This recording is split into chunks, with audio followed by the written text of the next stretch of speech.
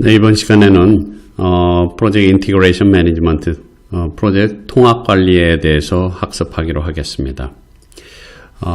일반적으로 봤을 때 우리가 통합이라는 말은 다 이해를 하고 있습니다만은 과연 프로젝트에서 어떤 의미의 통합을 하느냐라는 게 상상하기가 사실 쉽지가 않습니다. 우리가 조직을 생각해 볼까요? 한번 회사 경영에서 보면은요, 회사가 있다 그러면 그 회사에서는 하는 일이 뭡니까? 예를 들어서 생산도 해야 되겠고요, 그 다음에 판매도 해야 되겠죠. 그 다음에 재무, 즉 돈이 있어야 되겠죠. 또 그것을 생산 판매하기 위한 인력을 관리해야 되겠고요.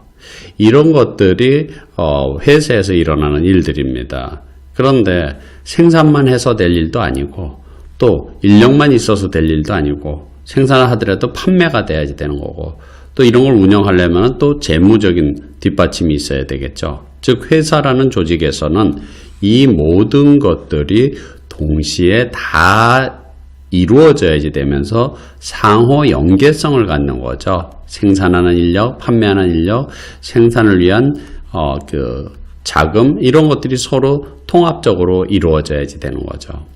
이와 마찬가지로 프로젝트에서도 통합적인 노력이 필요한데요. 여기서 통합이라는 것 자체는 우리가 일반적으로 알고 있는 지식 분야들을 상상하시면 됩니다. 그래서 예를 들면은 범위가 있고, 그 다음에 일정이 있고, 또 원가 예산이 있는데 범위만 주어진다고 되는 게 아니고 거기에 맞는 일정을 개발해야 되고, 또 거기에 맞는 그걸 수행하기 위한 뭔가 예산이 편성이 돼야 되고, 범위가 줄어들게 되면 일정도 줄어들거나 원가도 줄어들고, 반대로 범위가 늘어나게 되면 일정도 늘어나고 원가도 늘어나야 되는 거고, 이런 일들을 수행하는데 또 리스크가 발생할 거에 대비해서 리스크도 관리해야 되고, 이렇게 통합적으로 관리해 나가야 될 필요가 있다라는 거죠. 그래서 일반적으로 봤을 때 프로젝트 매니저들은 바로 통합자적인 역할을 해야지 되는 사람들이죠. 그래서 프로젝트 매니저를 우리가 오케스트라의 지휘자와 같은 역할을 한다라고 이렇게 많이들 얘기하고 있습니다. 그 이유는 아무리 훌륭한 연주자들로 구성되어 있다 할지라도 이 각각의 구성원들이 아무리 훌륭하더라도 지휘자의 역량에 따라서 분명히 다른 결과가 나오는 거죠. 음악이 나오는 거죠. 그래서 프로젝트 매니저는 아무리 훌륭한 멤버들로 구성되어 있다 할지라도 프로젝트 매니저가 그것을 통합하고 하는 그런 노력을 하지 않는다 그러면은 쉽게 얘기해 가지고 그 통합적인 능력이 부족하다 그러면은 좋은 결과를 얻을 수가 없다라는 거죠. 그래서 우리는 이제 프로젝트에서 통합이라는 것은 이런 지식 분야들에 대한 모든 내용들을 다 조정하고 하는 그런 일들을 하는 것을 우리가 통합관리라고 이렇게 표현을 하는 거죠. 자, 통합관리에 대한 부분들은 하나하나씩 우리 뒤에서 상세하게 설명을 드리도록 하겠습니다. 자, 프로젝트 통합관리는 모두 7개의 프로세스들로 구성이 되어 있습니다. 보시는 것처럼. 그래서 일반적으로 봤을 때 골고루 다 프로세스 그룹별로 다 있죠. 그래서 착수 프로세스 그룹에 해당되는 프로젝트 헌장 개발, 그 다음에 기획 프로세스 그룹에 속하는 프로젝트 관리 계획서 개발, 그 다음에 실행 프로세스 그룹에 속하는 작업 지시 및 관리와 프로젝트 지식 관리, 이게 실행 프로세스 그룹에 속하겠죠. 그 다음에 감시 및 통제 프로세스 그룹에 속하는 것은 작업 감시 및 통제, 통합 변경 통제, 이 부분들은 감시 및 통제 프로세스 그룹에 속하겠고요. 마지막 프로젝트 또는 단계 종료는 종료 프로세스 그룹에 속하게 되는 거죠. 그래서 우리가 일반적으로 봤을 때 통합해야 될 게 굉장히 많습니다. 앞서서 말씀드린 것처럼 지식 분야별로, 그러니까 소위 말해서 범위관리, 일정관리, 원가관리, 품질관리, 의사소통관리, 인적자원관리 등등 이러한 지식 분야별, 이 지식 분야들에 대한 것들이 통합이 이루어져야지 되겠고요. 그래서 지식 분야별로 어떤 균형 관리가 필요한 부분들이 있겠고요. 그 다음에 이제 프로젝트 매니지먼트에 49개 프로세스들이 있지 않습니까? 여기도 지금 총 7개의 프로세스가 있는데 프로젝트 관리를 위한 이 프로세스, 49개 프로세스들에 대한 통합이 필요하다는 것들이고요. 또 마찬가지로 방금 설명드렸던 프로세스에 대한 그룹, 착수 프로세스 그룹, 기획 프로세스 그룹, 이런 실행, 그 다음에 감시 및 통제 종료, 이렇게 5개 프로세스 그룹 사이에 통합을 통해서 또 프로젝트 관리도 필요한 부분들이고요. 그 밖에는 이제 프로젝트에 대한 라이프 사이클이라고 얘기를 하죠. 생애 주기. 그래서 특정 주기에만 필요한 게 아니라 특정 주기에서 해야 될 일과 뒤의 주기나 다른 라이프 사이클 단계에서 일어나야 될 이런 것들도 각 단계별로 통합도 이루어져야 되겠고요. 또 관련되어 있는 사람들이 있어요. 이해관계자. 이해관계자들 사이에서의 상충관계, 서로 다른 그러한 이해관계를 균형 관리하는 이런 것들이 모두 의사결정되고 어떤 선택과 집중이 필요한 부분들이죠. 특히 가장 우리가 눈에 띄는 부분들은 계획에 대한 통합. 그러니까 계획이라는 것은 단편적인 게 아니라 일정 계획, 원가 계획, 범위 계획, 리스크 계획, 각종 계획들에 대한 통합이 이루어져야 되는 거고요. 그래서 계획에 대한 통합뿐만 아니라 이것을 실행한 다음에 통제에 대한 통합도 이루어지는 거죠. 그래서 아까 말씀드린 것처럼 만약에 범위가 이 부분이 추가가 됐다. 그럼 그거에 따른 범위에 따른 일정이나 원가 이런 것들이 또 변경이 돼야 되는 그런 상황이 같이 통합적으로 조정이 될 필요가 있다라는 거죠. 자, 그럼 통합관리의 개념을 다시 한번 보도록 하죠. 프로젝트 관리 프로세스에 속하는 다양한 프로세스들, 그리고 각각의 프로젝트 관리 활동들을 식별하고 정의하고 결합, 통합, 그래서 조정하는 데 필요한 프로세스들이다. 이렇게 표현을 하고 있죠. 그래서 여러 가지 프로젝트에서 일어나는 모든 활동들에 대해서 통합 조정하는 역할이 이제 통합관리에서 해야 될 일이죠. 그래서 우선 첫 번째는 뭐예요? 프로젝트 헌장 개발 프로세스는 착수 프로세스 그룹이라고 얘기를 했죠. 그래서 프로젝트 헌장 개발 프로세스는 프로젝트를 공식적으로 승인받아서 공식적으로 시작을 하고 프로젝트 관리자에게 인력과 자금을 투입할 수 있는 권한을 부여해서 프로젝트를 시작하게 하는 그런 부분들이죠. 그래서 이 산출물은 당연히 프로젝트 헌장, 프로젝트 차트라고 얘기하는 프로젝트 헌장이 아웃풋이 되겠죠. 자, 두 번째는 프로젝트 관리 계획서 개발 그랬습니다. 이것은 말 그대로 계획서를 개발하는데 여러 가지 요인들을 하나로 통합해 가지고 계획서로 만드는 취합하는 그런 과정들이다라는 거죠. 그래서 계획을 직접 개발하기보다는 개발된 각각의 계획을 통합하는 역할이죠. 그래서 아웃풋 자체는 뭡니까? 프로젝트 매니지먼트 플랜. 그래서 프로젝트 관리 계획서가 아웃풋이 되는 거죠. 그 다음에 프로세스는 이제 실행 프로세스 그룹에 프로젝트 작업을 지시하고 관리한다. 이렇게 표현을 하고 있습니다. 그래서 계획서에 나와 있는 작업을 수행하도록 지휘하는 거죠. 그게 바로 이제 작업 지시 및 관리에 해당되는 그런 부분들이고요. 그렇기 때문에 여기서 나오는 산출물은 당연히 어떤 프로젝트에 대한 딜리버러블, 인도물이라는 게 산출물로 나오게 되는 거고요. 또 그 작업에 대한 성과 데이터, 수행한 데이터에서 어떤 성과를 냈는지 데이터들이 아웃풋으로 나오게 되는 거죠.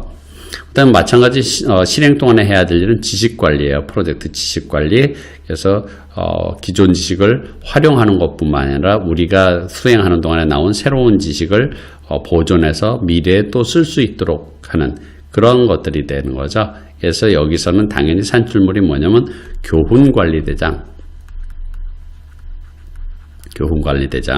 또는 소위 말하는 프로젝트 매니지먼트 프로세스나 또는 프로젝트 매니지먼트 플랜을 업데이트 시키고 조직 프로세스 자산으로 업데이트 시키는 게 이제 결과로서 나오겠죠.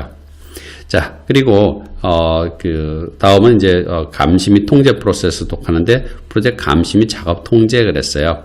그래서 앞에서 이 실행을 하게 되면은 그 실행한 결과를 확인해야 되는 거죠. 그래서 실행한 결과 자체를 확인하게 되는데 실행한 내용들에 대한 상황을 지속적으로 추적하고 검토한 다음에 보고하는 일을 하게 되는 거죠. 그래서 여기서는 작업에 대한 성과 보고서가 아웃풋으로 나오게 되는 거고요. 그 다음에 계획, 대비, 그 다음에 실적에 대한 것들을 비교를 해보니까 계획대로 잘 안 되고 있다. 그럼 어떻게 해야 됩니까? 뭔가 계획대로 따라잡기 위한 변경을 한다든지 시정 조치를 해야지 되는 거죠. 그래서 변경 요청이 아웃풋으로 당연히 나오겠죠. 자, 그러면 변경 요청이 일어나게 되면은 어떻게 해야 되느냐? 변경 요청이 일어나면 통합 변경 통제를 통해서 어떻게 해야 돼요? 승인을 받아야 되죠. 승인을 받은 다음에 이렇게 변경됐다는 것을 알리고 그대로 변경 내역대로 진행되는지 확인하고 하는 이러한 의사소통까지 이루어져야 되는 거죠. 그래서 여기서 승인을 받기 때문에 결과적으로는 승인을 받기 때문에 산출물은 뭐예요? 승인된 변경 요청이 되는 거죠. 승인된 변경 요청이 아웃풋이 되는 거죠. 자, 이러한 과정을 통해서 이제 프로젝트를 하다 보면은 최종 결과물이 나오겠죠. 그래서 마지막에 이제 프로젝트 종료 또는 단계된 종료라고 이렇게 공식적으로 종료 활동을 하는 거죠.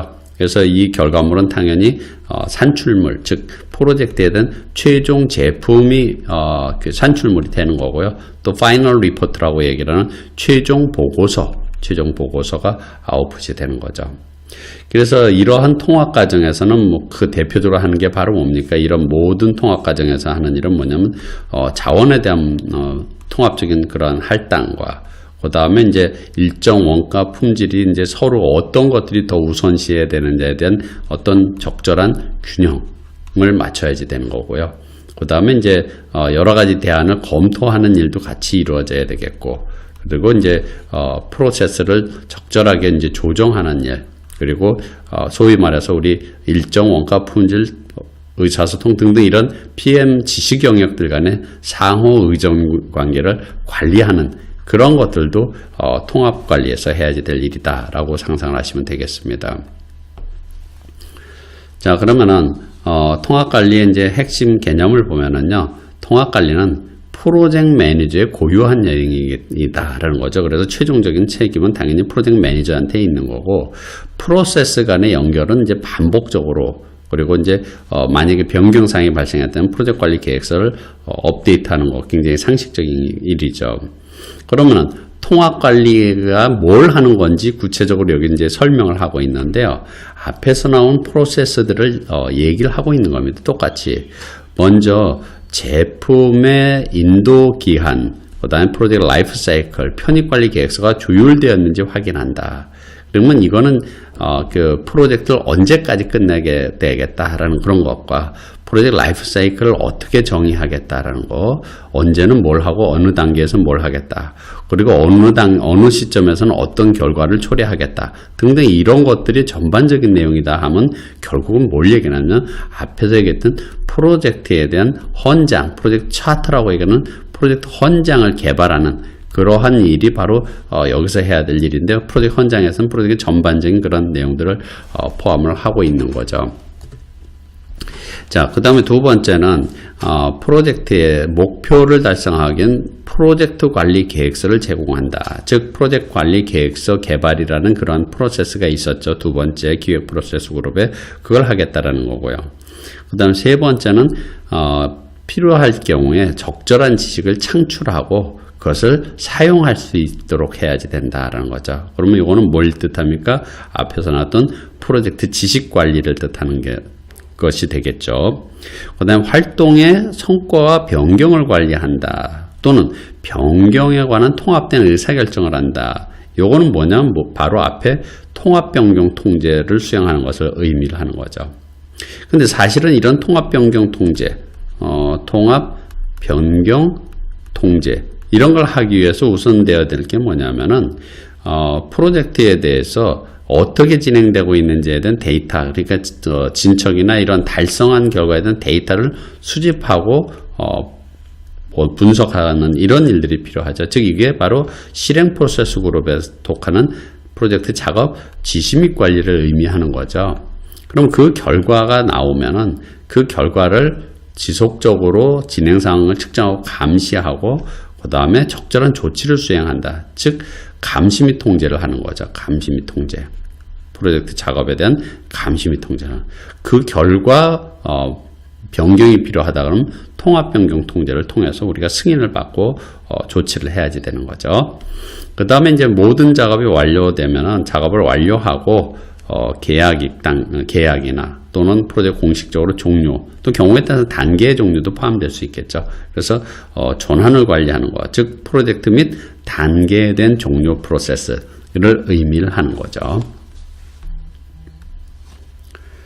자, 그러면은 굉장히 많은 프로세스들이 있어요. 통합관리에는. 그래서 각각에 보면은 프로젝트 헌장 개발이라는 프로세스를 통해서는 프로젝트 헌장이라는 게 아웃풋이 나오는 거고요. 프로젝트 관리 계획서 개발에서는 당연히 프로젝트 관리 계획서가 나오겠죠. 그 다음에 프로젝트 작업 지시 및 관리, 이거는 실행 프로세스라고 말씀드렸기 때문에 당연히 실행한 결과 어떤 인도물이 나오고 실행한 성과 데이터들이 아웃풋으로 나오게 되는 거죠. 그래서 이런 실행한 성과 데이터를 가지고 실행 동안에 지속적으로 인도물을 투입하고 그 다음에 거기서 인도물에서 발생한 각종 정보나 자료, 데이터 이런 것들을 지식으로 우리가 보존하고 또는 과거의 지식들을 그대로 참고를 해갖고 수행을 하고 하는 지식관리 차원에서 하는 일들이기 때문에 각종 우리가 만들어낸 지식들에 대해서는 교훈관리대장에다 기록해뒀다가 미래에 또 써먹거나 또는 아예 조직 프로세스 자산으로 업데이트 해놨다가 또 미래에 참고할 수 있는 그런 부분들이 바로 아웃풋이 되는 거고요. 그 다음에 실제 이제 지식관리는 사실은 이제 실행이지만 좀 동떨어져 있는 부분들이고요.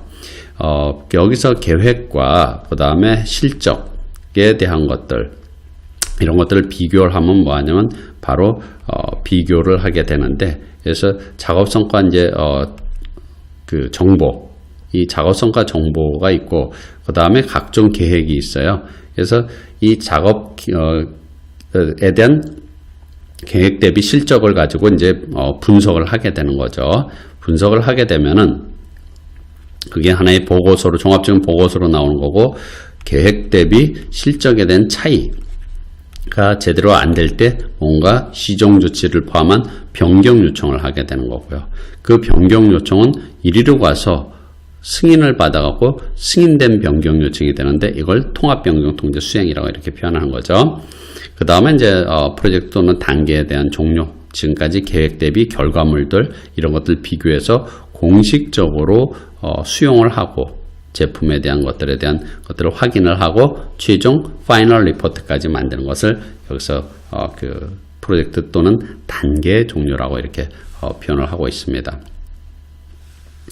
자, 그럼 첫 번째 프로세스를 보도록 하겠습니다. 자, 첫 번째 프로세스는 프로젝트 헌장 개발입니다. 프로젝트 헌장이라는 말 자체, 우리 프로젝트 차트라고 얘기를 하죠.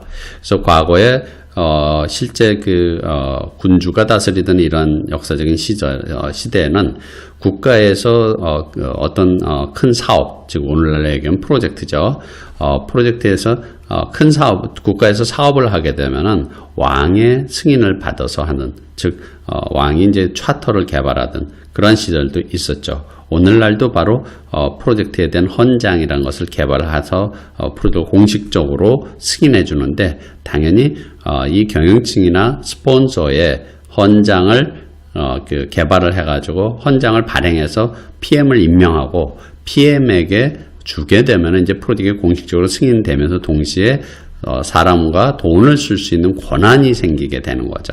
그리고 회사에 등록된 공식적인 그런 부분들이죠.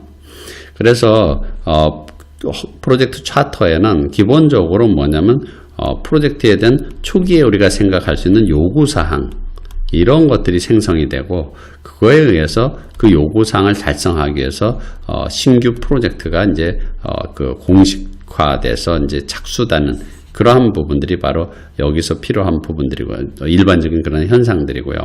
그런데 프로젝트라는 것 자체를 뭐라고 생각하시면 전략을 이행하는 수단이에요. 우리 긴 장기적으로 조직의 어떤 전략이 있는데 그 전략적인 목표가 있을 거란 얘기죠. 이 전략적 목표를 달성하기 위해서 중간중간에 이행하는 수단들이 바로 뭐냐면 이것들이 모두 프로젝트라는 개념이죠. 즉 사업이라는 개념이죠. 그래서 돈을 직접적으로 벌기 위한 어떤 제품 개발부터 시작해서 조직이 생존하기 위한 여러 가지 전략적인 그러한 이행 수단들이 바로 그 프로젝트가 되는데 그것은 이제 프로젝트의 공식적 시작, 그걸 우리는 바로 프로젝트 헌장이라고 이렇게 표현을 하고 있고요. 그런데 헌장이라는 것은 이제 경영층에서 만들어서 그 PM을 임명하면서 주게 돼 있는데 우리나라 문화에서는 프로젝트에 대한 개발 계획서와 같은 등등 프로젝트에 대한 품위서라고 이렇게 상상을 하시면 되는 거죠. 우리나라는 품위서 문화예요. 그래서 밑에서 작성해서 위로 올라가면서 결제를 받는 이런 형식이라 그러면은 서양에서는 헌장이라는 것을 경영층이 작성을 해서 PM을 임명하면서 PM에게 주는 이런 반대 방향이죠. 그런데 물론 서양에서도 마찬가지로 경영층이 바쁘다는 이유 때문에 프로젝트 헌장을 직접 작성하지 않고 PM을, 프로젝트 매니저를 임명을 하고 PM에게 지시를 해서 PM이 작성을 해갖고 오면 사인을 하는 우리의 품위를 받는 형태들이 흔하게 일어나는 그런 형태들이죠. 그래서 일반적으로 차터라는 것을 쓰는 조직도 있고 차터라는 것을 쓰지 않고 유사한 용어로 쓰는 경우도 많이 있죠. 소위 말해서 프로젝트 착수보고서, 착수서, 이런 여러 가지 용어를 쓰는데 PMI, PMBOK에서는 공식적으로 프로젝트 차터, 즉 프로젝트 헌장이라는 용어를 쓰고 있는 거고요. 또 반드시 프로젝트마다 용어가 헌장이라는 용어를 대신 경우에 따라서는 프로젝트를 우리가 계약을 통해서 수주를 하게 되면 계약서 자체가 바로 프로젝트를 시작하게 되는 동기이기 때문에 별도로 헌장을 개발하지 않는 경우도 물론 있습니다. 그런데 이거는 프로젝트 규모가 크고 할 경우에는 계약을 근거로 해서 헌장을 또 다시 옮겨 쓰게 되는 거죠. 이런 경우도 있는데 굉장히 다양한 경우가 있다는 거죠. 그래서 여러분들은 이 PMBOK를 생각하실 때요. 여기 있는 것들이 모두 프로젝트에 다 필요한 건 아니다라는 거죠. 이것은 프로젝트 관리를 위한 하나의 가이드, 즉 지침서일 뿐이고 우리는 이 지침서를 이용해서 우리만의 방식을 사실 만들어서 쓰는, 즉 프로젝트 관리 방법론을 따로 만들어 쓰는 거지 이거를 그대로 하는 그것은 아니다라는 거죠. 가장 일반적인, 즉 good practice라고 얘기하는 좋은 하나의 사례일 뿐이다라는 거죠. 자, 프로젝트 헌장 개발 개요를 잠깐 더 보도록 하죠. 그래서 수행 조직과 요청 조직 간의 협력 체계를 구축한다 그러는데 일반적으로 수행 조직과 요청 조직이라는 것은 우리가 떠오르는 게 뭐냐, 계약을 떠오르게 돼요.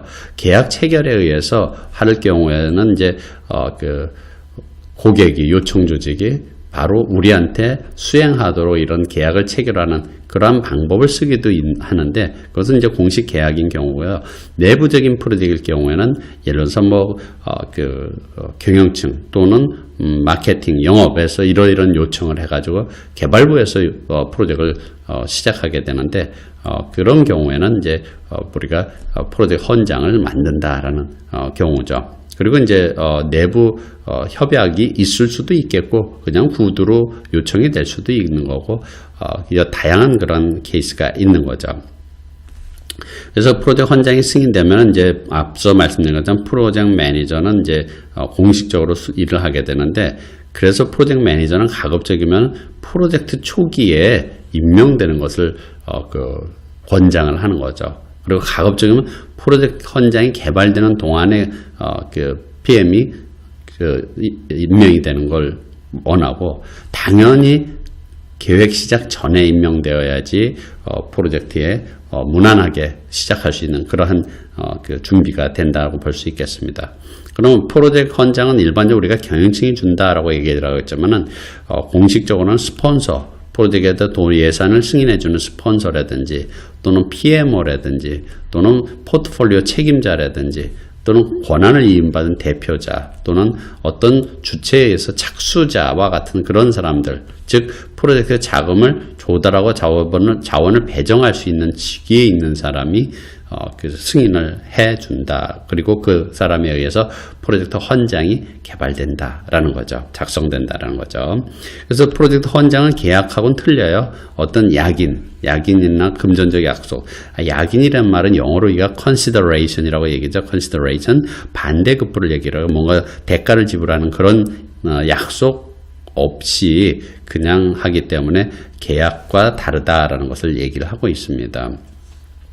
그래서 프로젝트를 시작하게 된 동기는 굉장히 이제 다양합니다만은 일반적으로 봤을 때 프로젝트는 어떤 어떤 비즈니스적인 어떤 요구사항이라든지 내부적인 비즈니스 요구사항이라든지 외부의 어떤 영향, 그래서 외부에서 이제 내부적인 이제 이런 제품을 개발했으면 좋겠다라는 내부적인 요구사항이라든지 또는 법규나 이런 걸 만족시키기 위한 외부적인 어떤 영향, 이런 것들로 인해서 프로젝트를 착수하게 되는 거죠. 궁극적으로 착수하게 되는데 여기에 이제 이 착수를 하기 위해서는 뭐가 필요하냐면 이제 뭐 요구사항을 분석하는 요구사항 분석서라든지 프로젝트가 타당한지 타당하지 않은데 타당성 연구서라든지 아니면 그 타당성에 대한 것들을 구체적으로 확인하기 위한 비즈니스 케이스라든지 또는 이제 해결할 어떤 문제가 있다면 그 해결할 문제에 대한 어떤 상황 기술서 이런 것들을 작성하게 되는 계기가 되는 거죠. 그래서 그걸 작성해 가지고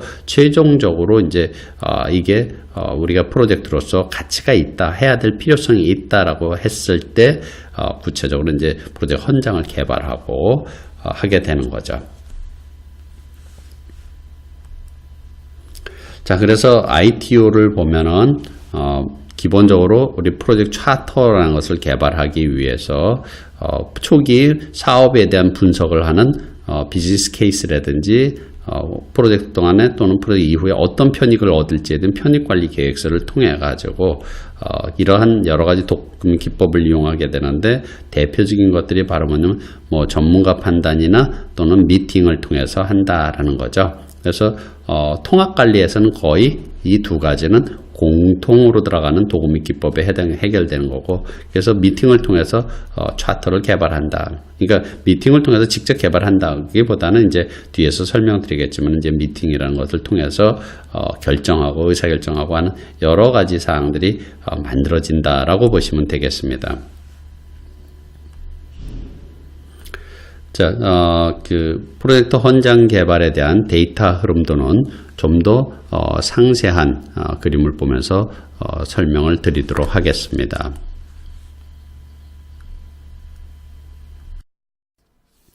먼저 이 프로세스, 즉 프로젝트 헌장 개발이라는 프로세스의 아웃풋, 즉 산출물은 당연히 프로젝트 헌장, 프로젝트 차터죠. 그래서 이 프로젝트 차터를 만들기 위해서는 어떠한 인풋 사항들이 필요한지 보도록 하겠습니다. 우선 첫 번째가 비즈니스 문서를 해서 비즈니스 케이스와 그 다음에 편익관리 계획서, 이렇게 두 가지가 대표적인 인풋입니다. 이 인풋에 들어가는 비즈니스 문서라는 것은 과연 이 프로젝트 헌장이라는 문서를 만드는 데 있어서 어떻게 쓰이는지, 즉 어떤 정보들이 여기서 이용이 되는지에 대한 것들을 말씀을 드리면은, 이 비즈니스 문서라는 것 자체는 기본적으로 프로젝트를 추진하게 되는 추진 배경이 이 문서들에 들어가 있습니다. 또는 이 프로젝트에 대한 어떤 효과라고 할 수 있겠죠. 투자에 대한 타당성이라든지 또는 비즈니스 요구, 즉 사업에 대한 필요성 같은 것들이 여기에 들어가 있습니다. 그래서 이러이러한 사업이 우리에게 필요할 수 있겠다라는 그러한 내용들을 반영을 해서 우리가 공식적으로 프로젝트를 하게 되는 거죠. 즉 프로젝트 헌장을 만들므로써 프로젝트가 공식적으로 승인되고 공식적으로 시작되는데, 우리가 이 프로젝트를 왜 해야 되는지에 대한 당위성이나 타당성, 즉 사업적인 어떤 필요성에 대한 것들은 바로 이 비즈니스 문서를 통해서 알 수 있다라는 겁니다. 그 다음에 협약이라고 되어 있는데요. 일반적인 어떤 계약을 의미를 하겠죠. 프로젝트 중에서 보면은요, 직접 우리가 필요에 의해서 하는 프로젝트도 있지만은 고객의 요청에 의해서 고객과 계약에 의해서 수행되는 프로젝트들이 있죠. 그 계약 내용 자체, 즉 협약 자체가 바로 그 프로젝트를 시작하게 되는 동기가 되는 거고, 계약서 자체가 프로젝트로 공식 시작하게 되겠죠. 그리고 그 계약서에 포함되어 있는 내용들을 반영을 해서 우리가 이러이러한 프로젝트를 수행하겠다라는 그런 프로젝트 헌장에 대한 내용을 작성을 하면 되겠습니다.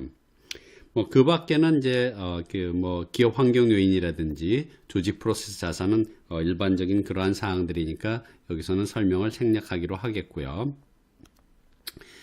그 다음에 이 프로세스에서는요, 크게 보면은 도구 및 기법이 이제 총 4가지로 구성이 되어 있습니다.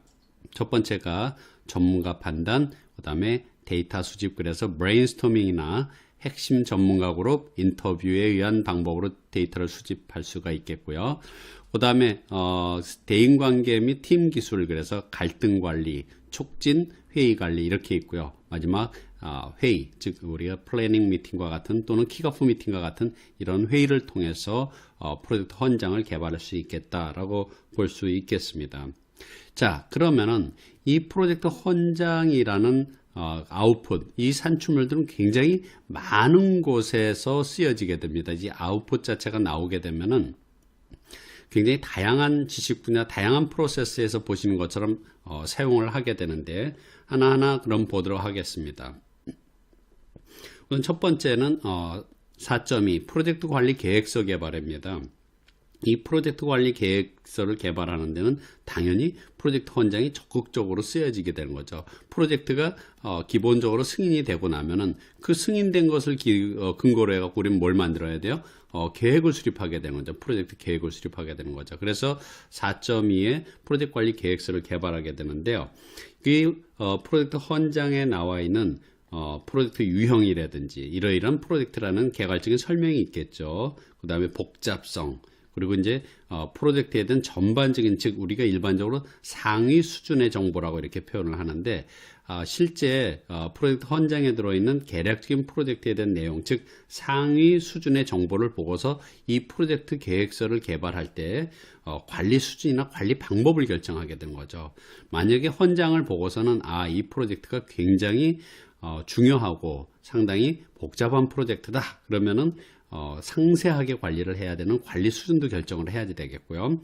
그 다음에 그 관리 방법도 좀 더 디테일하게 우리가 계획서를 작성할 수가 있겠죠. 그래서 어쨌든 프로젝트 헌장에 나와 있는 전반적인 프로젝트에 대한 정보를 보고서는 우리는 어떤 식으로 프로젝트를 계획을 수립할지, 어떤 관리 수준 또는 어떤 방법으로 관리를 할지에 대한 내용들을 결정할 때 반영할 수 있겠다라는 거죠.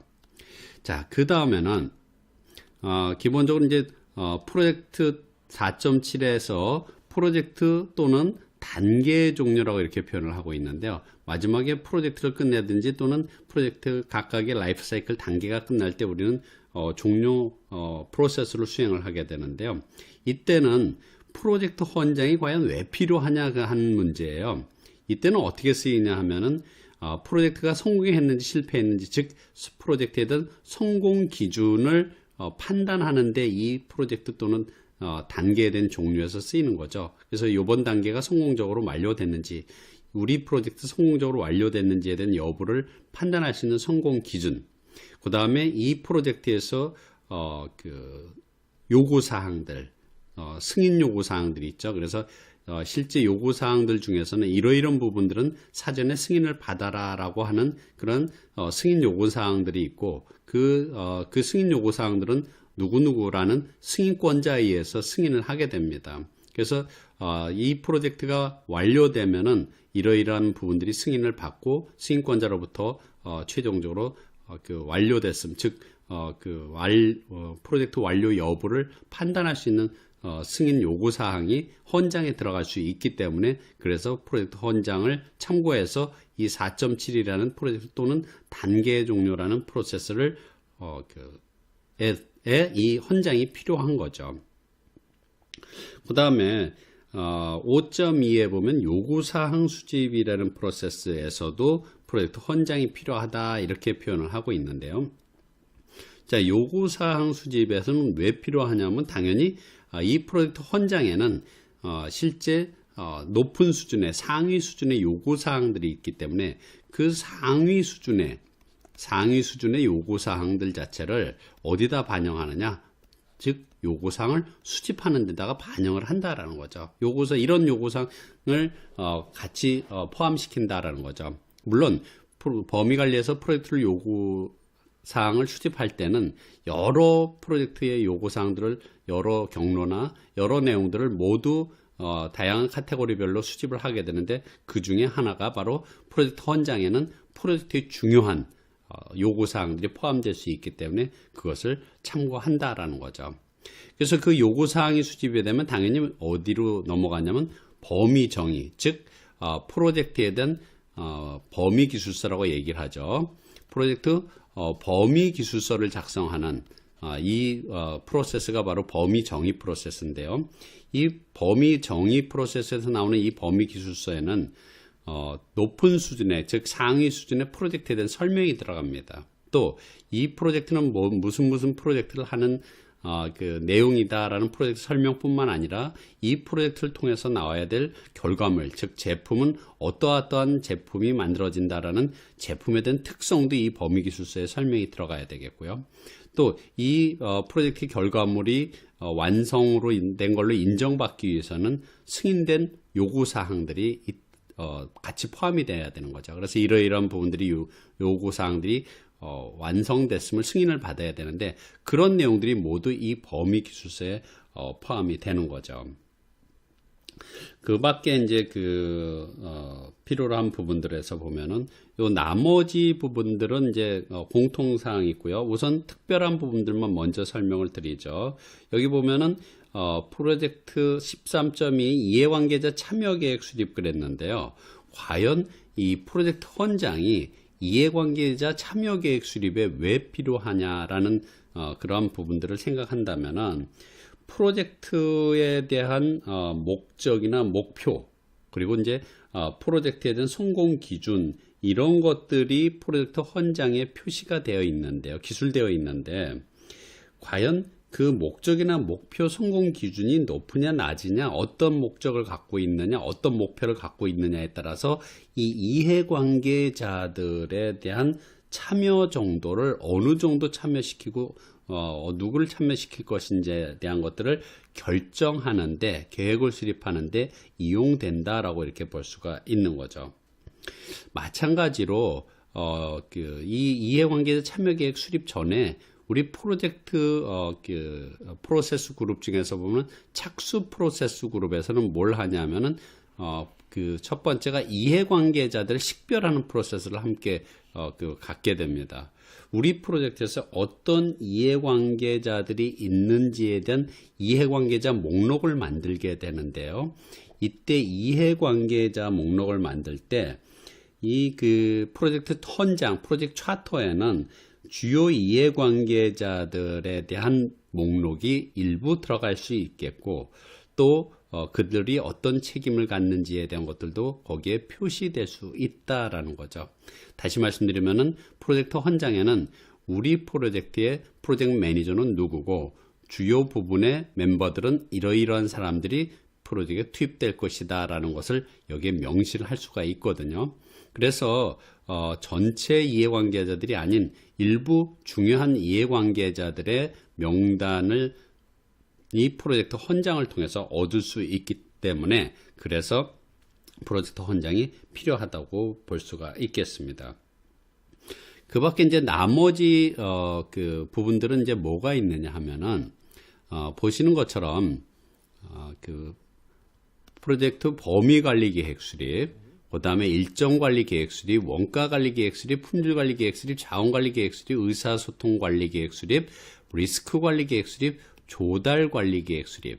여기 지금 말씀드린 이 프로세스들의 공통점은 뭡니까?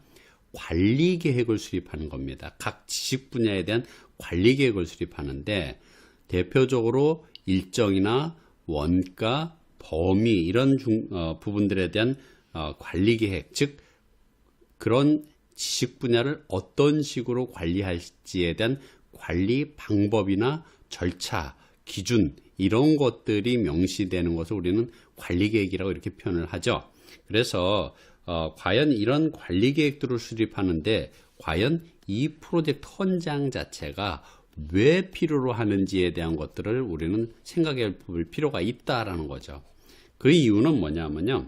이 프로젝트 헌장에는 일반적으로 봤을 때 프로젝트 목적이 뭐고 그다음 프로젝트에 대한 설명이 들어가고 주요 가정 및 제약, 그다음에 이 프로젝트에서 요구되는 게 뭔지에 대한 높은 수준, 즉 상위 요구사항들이 들어가 있기 때문에 그 요구사항을 근거로 해서 우리는 이 각각의 관리 방법이라든지 아니면은 기준 또는 절차 이런 것들을 계획을 할 때 결국은 이게 바로 뭘 뜻하면 관리 수준 자체를 우리가 상세하게 할 것인지 아니면은 간략하게 관리를 할 것인지 또는 관리하는 방법을 어떤 접근 방법을 쓸 것인지에 대한 것들을 결정을 할 때 프로젝트 헌장에 나와 있는 그러한 프로젝트에 대한 목적이라든지 주요 내용 이런 것들을 고려한다고 볼 수가 있겠습니다.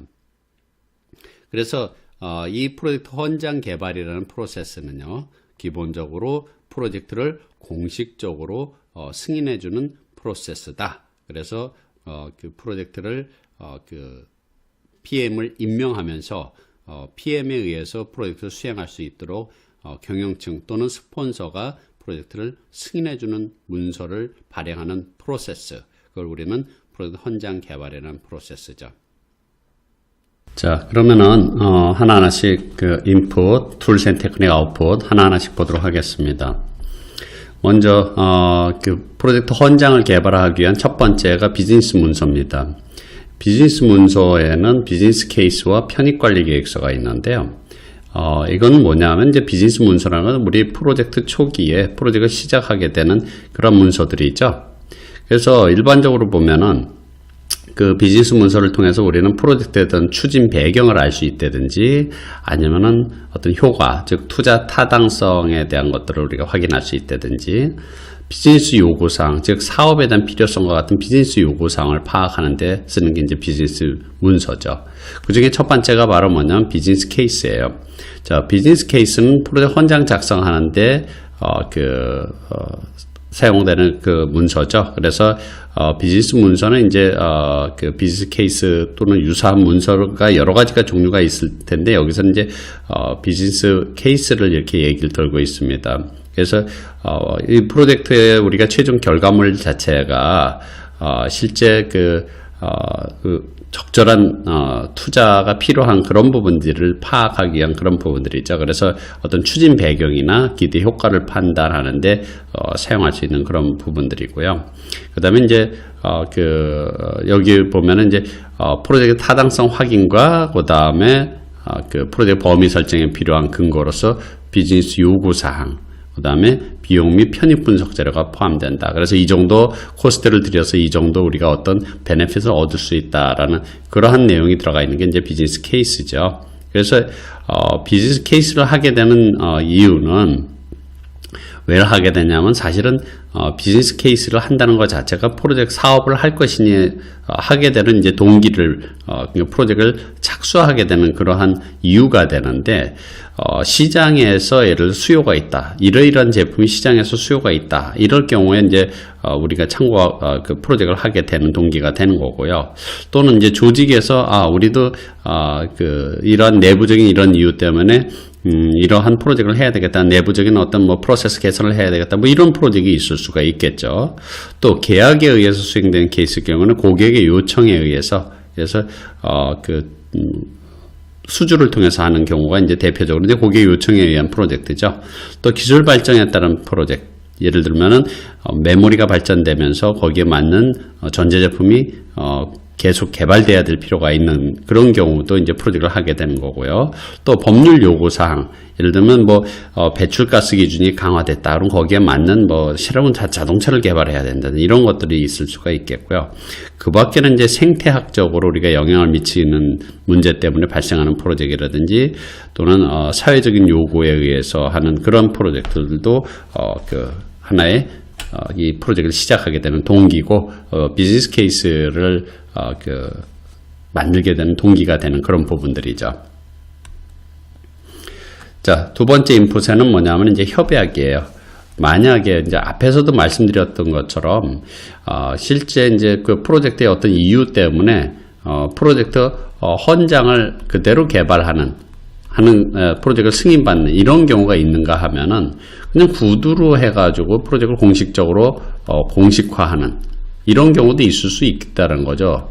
그런데 경우에 따라서는 고객과의 어떤 계약을 체결해 갖고 계약으로 인해 갖고 프로젝트를 하게 되는데, 그런 경우에는 이제 헌장을 작성을 해 가지고 승인을 받는 경우도 있겠고, 계약을 했다라는 것 자체가 이제 프로젝트 회사에서 입장에서 봤을 때는 프로젝트를 시작하게 되는 거죠. 당연히 시작하게 되는 거기 때문에 헌장 없이 공식적으로 프로젝트를 이제 계약을 체결했으니까 공식화되는 그런 형태들도 있다라는 거죠. 근데 여기서는 이제 프로젝트에 대한 규모가 있는 경우에는 계약서를 근거로 해서 다시 헌장을 발행하는 이런 케이스일 경우에는 이제 협약을 인풋 사항으로 쓰게 된다라는 거죠. 뭐 이런 일들을 하기 위해서는 기업 환경 요인, 그러니까 환경 요인이라는 것 자체는 이제 정부나 업계에 대한 어떤 표준이나 상황, 시장 여건 이런 것들을 모두 반영을 해야 될 필요가 있겠고요. 조직 프로세스 자산은 조직의 정책이나 프로세스 절차를 그대로 따르면 되는데, 특히 이제 프로젝트 헌장이라는 이런 문서 같은 건 문서 템플릿을 이용해 갖고 그 템플릿을 보고 그대로 작성하는 것도 하나의 방법이 되겠죠. 자, 그럼 방금 말씀드린 건 이제 조직 프로세스 자산에 대한 얘기인데요. 조직 프로세스 자산을 좀 앞에서도 이제 우리 이제 1, 2, 3장에서 나왔습니다만은 개략적으로 다시 한번 리뷰를 해보죠. 조직 프로세스 자산은 조직의 표준 및 프로세스 또는 템플릿, 과거 프로젝트 수행했던 실적들이 있습니다. 그러니까 여기서 보면은 템플릿이라는 것은 문서 작성하고 이럴 때 쓰는 그러한 부분들이고요. 조직의 표준 프로세스라는 것은 절차와 방법을 얘기를 하는 거고요. 과거 프로젝트 수행 실적이라는 것은 수행했던 소요 기간, 소요 예산 이런 것들이 수행 실적이 되겠죠. 그래서 일반적으로 프로젝트를 착수하고 기획할 때 이런 템플릿을 이용해 가지고 쓸 수도 있다라는 것. 그러니까 프로젝트 헌장이나 또는 아니면은 프로젝트에 대한 프로젝트 계획서 같은 거는 기존에 있는 템플릿을 그대로 수정해서 쓸 수도 있다라는 거죠. 근데 그 중에서 보면은요, 일정 원가 자원을 추정하는 데 있어서는 과거의 수행 실적을 그대로 갖다가 참고해서 우리가 기간이 얼마 걸릴지, 원가가 얼마 들지를 추정하는 이런 부분들에 이용할 수가 있겠고요. 품질이나 리스크나 의사소통과 같은 절차 같은 경우는 우리 내부적으로 갖고 있는 표준 절차나 프로세스를 이용해 그대로 하면 되겠다라는 거죠. 그래서 실행에 옮기게 되면 이제 프로젝트가 끝나게 되죠. 그럼 그때 나오는 여기 그대로 추정했던 대로 될 수도 있고, 실제 그보다 일정이나 원가가 더 많이 들어가거나 적게 들어갈 수 있는 그런 결과를 초래하겠죠. 그게 실적이 되는 거고요. 또 수행했던 절차대로 했을 수 있고, 또 중간중간에 그것을 개선하기 위한 여러 가지 노력을 통해서 그 절차나 프로세스가 바뀔 수도 있겠죠. 결과적으로 수행했던 최종 프로세스나 절차, 개선된 절차나 프로세스들이죠. 그것을 다시 조직 프로세스 자산에다 업데이트 시켜가지고 미래의 또 다른 프로젝트에 쓸 수 있다라는 그런 개념이 되겠죠. 자, 그러면은 프로젝트 헌장을 개발하는 도구및 기법을 보도록 하겠습니다. 먼저 전문가 판단은 이런 조직의 전략이나 또는 편입 관리 또는 프로젝트에 대한 전체적인 기간이나 예산이 얼마 들지 추정할 수 있는, 또는 리스크가 어떤 리스크가 있는지 알 수 있는 이런 전문 지식을 가진 사람들을 동원해서 하면 되겠다는 거죠. 그래서 이 전문가 판단이라는 도구 및 기법은 모든 통합 관리에 공통적으로 들어가는 도구 및 기법이다. 모든 프로세스에 들어가는 도구 및 기법이다 라고 보시면 되겠고요. 그 다음에 각종 데이터를 수집해서 분석하고 해가지고 최종적으로 헌장을 개발해서 우리가 프로젝트를 어떤 방식으로 해야 되겠다는 걸 결정할 때 우선 첫 번째 이제 브레인스토밍 방법을 쓸 수 있겠다는 거죠. 그래서 여러 사람들로부터 접근 방법, 아이디어, 해결책 이런 것들을 수집하는 위한 용도로 쓰겠고요. 그 다음에 이제 어떤 접근 방법이나 어떤 대안을 선택할 것인지 등등 프로젝트에 대한 전반적인 접근 방법이나 내용을 결정할 때 전문가에 의한 그 토론을 이용하는 핵심 전문가 그룹, 그래서 우리가 포커스 그룹이라고 얘기를 하는데, 이것은 이제 자연스러운 이제 대화 분위기 속에서 하는 거지만은 실질적으로 잘 훈련되어 있는 그러한 그 토론을 이끌 수 있는 그런 리더에 의해서 그 아이디어를 낼 수 있고 자연스럽게 대화를 할 수 있는 그런 분위기를 조성할 수 있는 그러한 방법을 우리는 포커스 그룹이라고 이렇게 표현을 하고 있고요. 또 각각의 이제 전문가들에게 직접 물어봐서 하는 이제 인터뷰에 의한 방법을 통해서 각종 정보나 방법을 수집하거나 결정하는데 참고할 수 있다라는 거죠. 자, 그 다음에는 이제, 일반적인 그런 부분들입니다만, 대인 관계 및 팀 기술, 그래서 갈등 관리. 우리가, 프로젝트 헌장을 개발하는 헌장에는 프로젝트 목표라든지, 성공 기준이라든지, 주요 요구사항이라든지, 프로젝트 설명, 언제까지 해야 되겠다, 이런 등등의 요소들이 들어가는데, 프로젝트 초기에 프로젝트 이런 굵직굵직한 사안들을 결정하기 위해서는 의견이 다를 수 있는데, 여러 사람들의 의견을 공감할 수 있고 조율하는 데 활용하는 게 이제 갈등 관리 방법이겠고요. 그래서 각자의 목적이나 방법 이런 것들이 달릴 수 있는데 그걸 조율하는 데 갈등 관리를 쓰겠다는 거고요. 그런 아이디어들을 사람들이 자꾸 내고 그래서 여러 가지 아이디어를 도출하고 합의상을 이끌어내기 위해서는 많은 토의가 필요하고 그 논의가 필요한데 그때 촉진 방법을 통해서 그런 아이디어 창출이나 아니면은 또 그 조절 그리고 조율 이런 것들을 하기 위한 촉진 방법을 이용해서 쓸 수 있다라는 거죠. 그리고 이제 밑에도 회의 방법이 있습니다. 회의를 하기 위해서는 적절한 회의 관리가 필요하다는 거죠. 사전에 의제, 즉 어젠다를 준비하고 사람들이 빠짐없이 참석할 수 있도록 하고 그 다음에 사후에 이제 미팅 미니츠라고 얘기하는 회의록을 만들어서 전달하는 그리고 이제 회의를 하는 동안에 어떻게 하면 그 토의를 활성화하고 역할과 책임을 정할 것인지 등등 그 다음에 의제 관리를 어떻게 할 것인지 이런 것들이 바로 이제 회의 관리 스킬이고 회의를 통해서 실제 헌장을 개발하게 된다라는 거죠. 그러니까 개발하는 과정에서 회의를 한다라는 거죠. 그래서 이때 마찬가지로 프로젝트 헌장에 들어가는 목표나 뭐 성공 기준, 그 다음에 프로젝트에서 만들어내야 될 결과물들 등등 요구사항 이런 것들에 대한 것들을 수집하고 논의하고 하는 그런 회의를 개최하는데 그 미팅이라는 방법을 쓴다라는 거죠. 자, 그래서 이렇게 해서 프로젝트 헌장 개발의 아웃풋은 당연히 프로젝트 차터라고 얘기하는 프로젝트 헌장입니다. 그래서 헌장은 다시 말씀드리면 프로젝트를 공식적으로 승인하고 프로젝트 매니저가 자원을 쓸 수 있는 권한을 갖게 되는데 프로젝트 착수자나 스폰서, 즉 프로젝트의 예산을 승인해주는 스폰서가 발행하는 문서다라는 것은 이제 앞에서도 말씀을 드렸고요. 대표적인 프로젝트에 대한 설명 그리고 상위 높은 수준의 그 정보, 즉 높은 수준의 요구사항을 포함한 그 다음에 제품에 대한 정보 이런 것들이 들어가야지 된다라는 거죠. 그래서 이 내용을 보면은 프로젝트에 대한 목적, 목표, 성공 기준 대표적인 그런 부분들이 있죠. 그리고 주요 요구사항 그래서 사업에 대한 필요성, 즉 비즈니스 요구사항과 같은 그런 부분들이고요.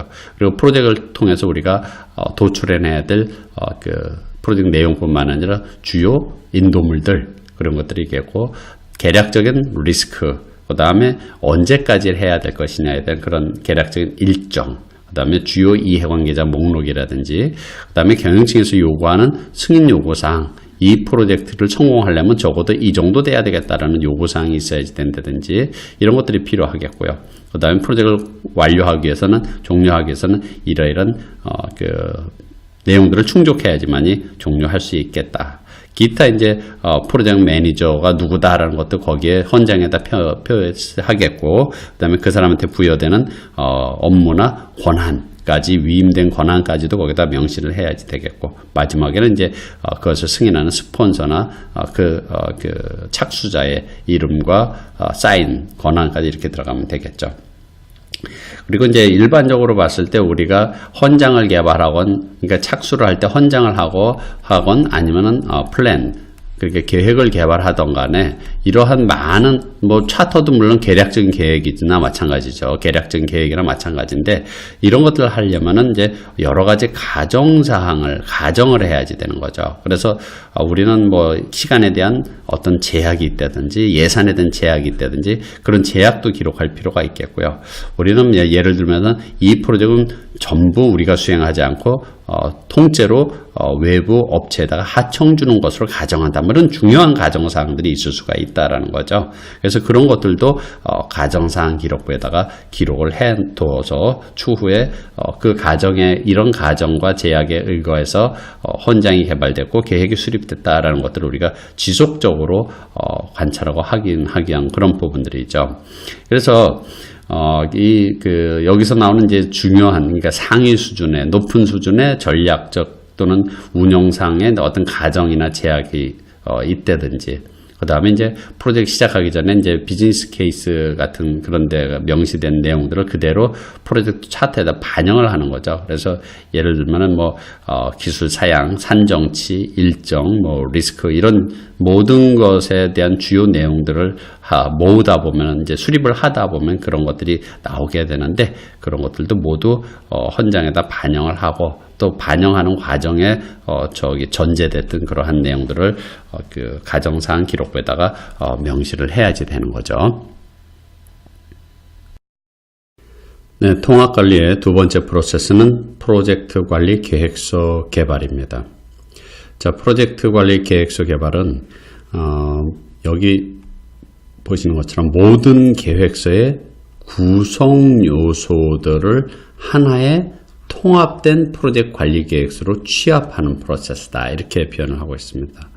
그러니까 이 모든 계획서의 구성 요소라는 것 자체는 무슨 얘기냐 하면은 예를 들면은 프로젝트 범위에도 계획이 있고 일정에도 계획이 있고 즉 범위 계획, 일정 계획, 원가 계획, 품질 계획 각종 계획들을 모아서 하나의 통합된 프로젝트 관리 계획서로 취합하는 그러한 부분으로 그래서 프로젝트를 수행하는 방식에 대한 종합적인 문서가 된다라는 거 이렇게 표현을 하고 있습니다.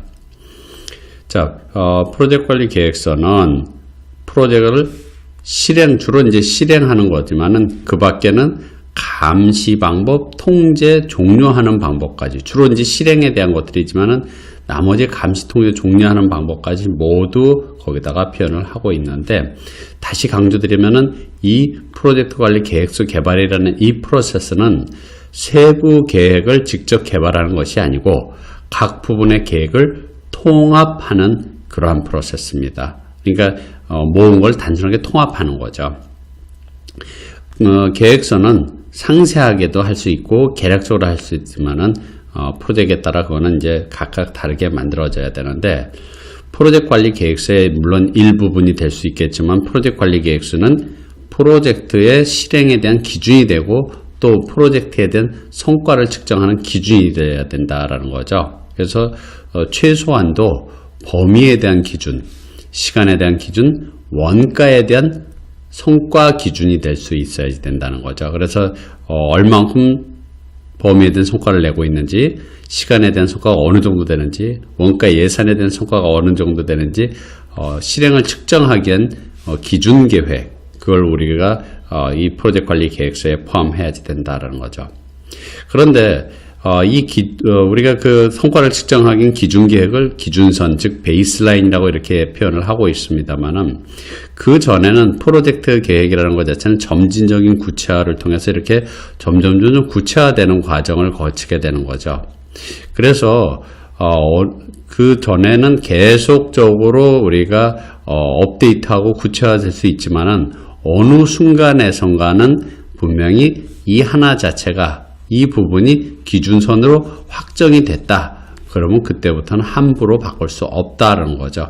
그 기준선으로 확정된 계획은 만약에 변경을 하기 위해서는 통합변경 통제를 통해서만이 승인을 받아서 변경할 수 있다라는 거죠.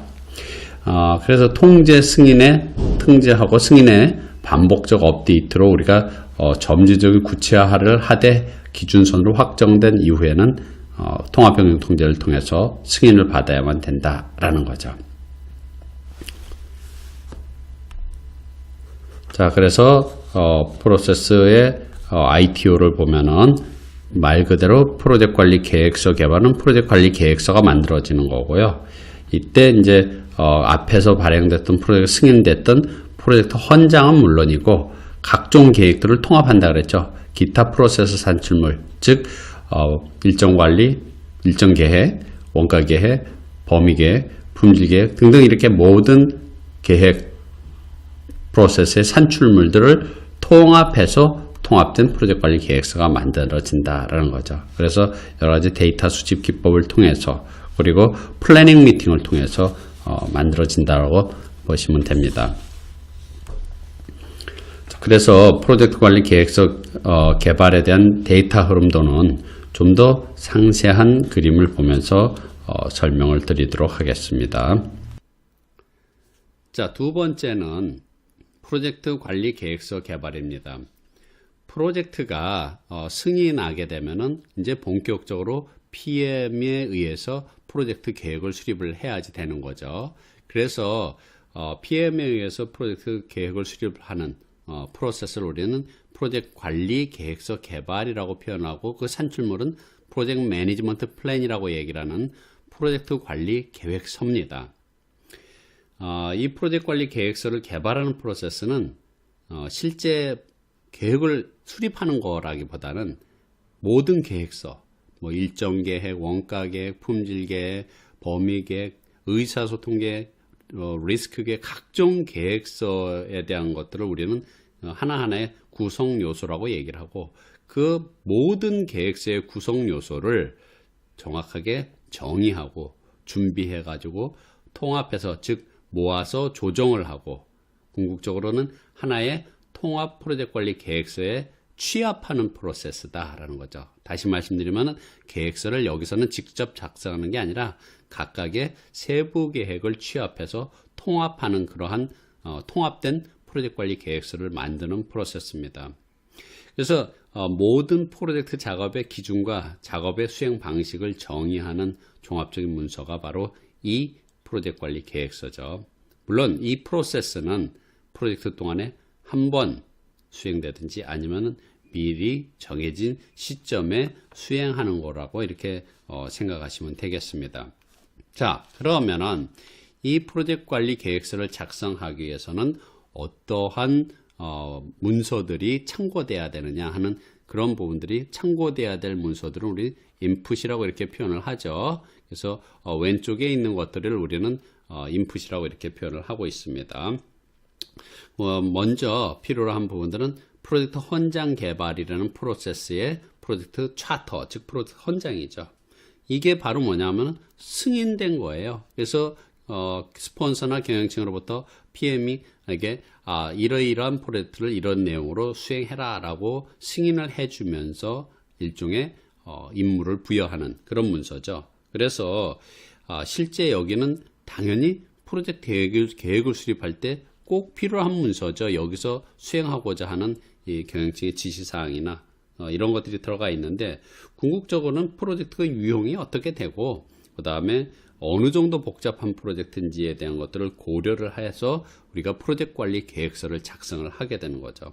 당연히 그리고 프로젝트에 대한 높은 수준의 즉 상위 수준의 정보들이 프로젝트 헌장에 들어있기 때문에 그걸 근거로 해서 우리는 프로젝트 관리 계획서를 상세하게 작성을 하게 되는 거죠. 즉 검토해서 통합을 하게 되는 거죠.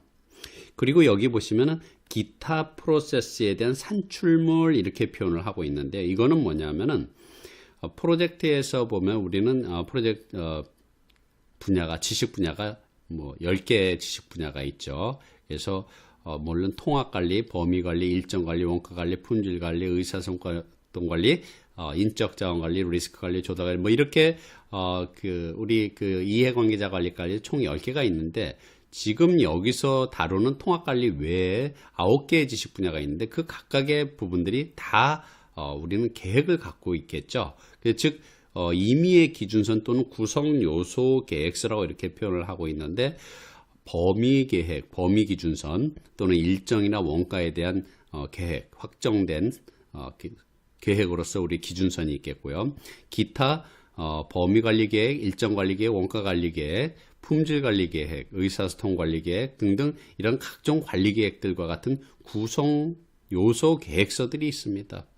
그래서 그 계획서들을 모아서 즉 같이 통합을 해가지고 그 각각의 통합된 그러한 내용들을 가지고 우리는 프로젝트 관리 계획서로 완성을 하기 때문에, 그래서 기타 프로세스 산출물, 즉 각 지식 분야별로 나오는 각종 계획서들을 참고로 한다라는 그런 부분들이죠. 그래서 앞서 말씀드린 것처럼 이 프로젝트 관리 계획서를 개발하는 프로세스는 실제 계획서를 직접 작성하거나 하는 프로세스가 아니라 이 각종 계획을 통합 조정을 해서 완성된 프로젝트 관리 계획서로 만드는 거죠.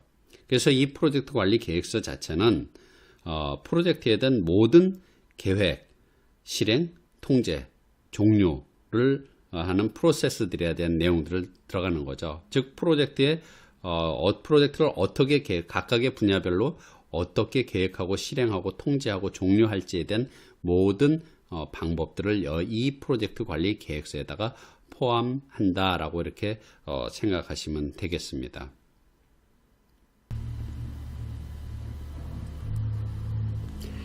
자, 상세한 내용을 이제 보셨지만은 좀 더 그거를 전체적인 흐름 자체를 한번 다시 정리를 해 보도록 하겠습니다. 기본적으로 조직에서는 조직 프로세스 자산, 그래서 뭐 OPA라고 줄여서 썼습니다만 Organizational Process Asset, 그래서 조직 프로세스 자산이죠. 조직 프로세스 자산에는 과거에 수행했던 프로젝트들의 그 데이터, 실적이 있을 수가 있겠고요. 또 회사에서 우리 조직에서 사용하는 표준 프로세스, 업무를 수행하는 프로세스 절차, 이런 것들이 있을 수 있다는 거죠. 그래서 표준 프로세스 절차 이런 것들은 우리가 각종 관리 계획을 수립하는 데 쓰는 거죠.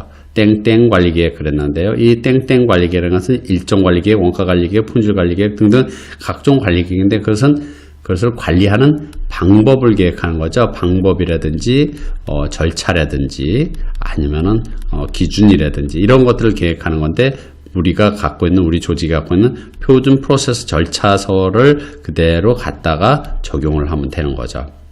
그런데 과거에 수행했던 프로젝트에 대한 데이터는 주로 어디 쓰느냐? 프로젝트 계획을 수립할 때 범위 계획, 일정 계획, 원가, 특히 범위 WBS는 아니면 일정에 대한 기간을 추정을 한다든지 원가를 추정을 한다든지 이럴 때 과거에 수행했던 유사한 프로젝트의 실적을 데이터를 그대로 이용을 하면 되는 거죠.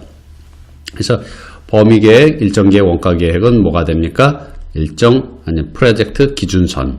그래서 WBS나 확정된 스케줄, 확정된 원가 예산 편성은 우리가 기준선으로 성과를 측정하기 위한 기준선으로 설정이 되는 거고, 땡땡 관리 계획은 업무를 수행하는 방법, 절차가 되는 거죠.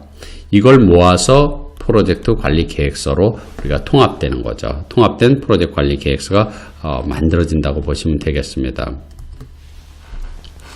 자, 그러면은 프로젝트 관리 계획서가 만들어지게 되면은 이 프로젝트 관리 계획서에 따라서 우리는 뭘 하느냐? 실행을 하게 되는 거죠. 즉, 이 프로젝트 관리 계획서는 작업을 수행하는 기준이 되는 거죠. 그게 나와 있는 대로 실행을 하게 되면은 뭔가 프로젝트를 수행하게 되면 성과가 나오겠죠. 그래서 우리가 실행의 결과로서 우리의 작업 성과 데이터가 나오는 거고요. 그 다음에 감시 및 통제 프로세스 그룹에서는 계획 대비 실적을 비교하기 위해서 계획과 플랜과 대비, 그 다음에 작업 성과 데이터 실적, 플랜 대비 액츄얼에 대한 계획 대비 실적을 비교하는 거죠. 그래서 비교를 해가지고 계획대로 잘 되고 있을 때는 문제가 없지만은 계획대로 잘 진행되고 안 될 때는 뭔가 프로젝트에 대한 변경 요청을 하게 되는 거죠. 변경 요청. 그 변경 요청은 통합 변경 통제 수행을 통해서 승인이 되고, 승인된 내용대로 프로젝트 계획을 갱신하는 이러한 절차로 프로젝트를 수행하면 되겠습니다. 그래서 전반적인 프로젝트 계획서와 관련된 그런 내용이죠.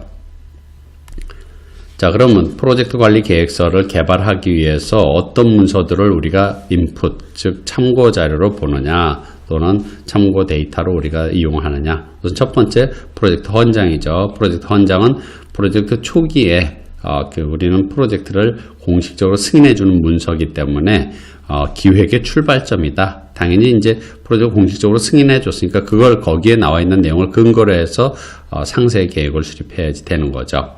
물론 프로젝트 헌장도 마찬가지로 프로젝트 관리 계획서도 마찬가지로 프로젝트의 복잡한 정도나 규모에 따라서 달라질 수가 있는 거죠.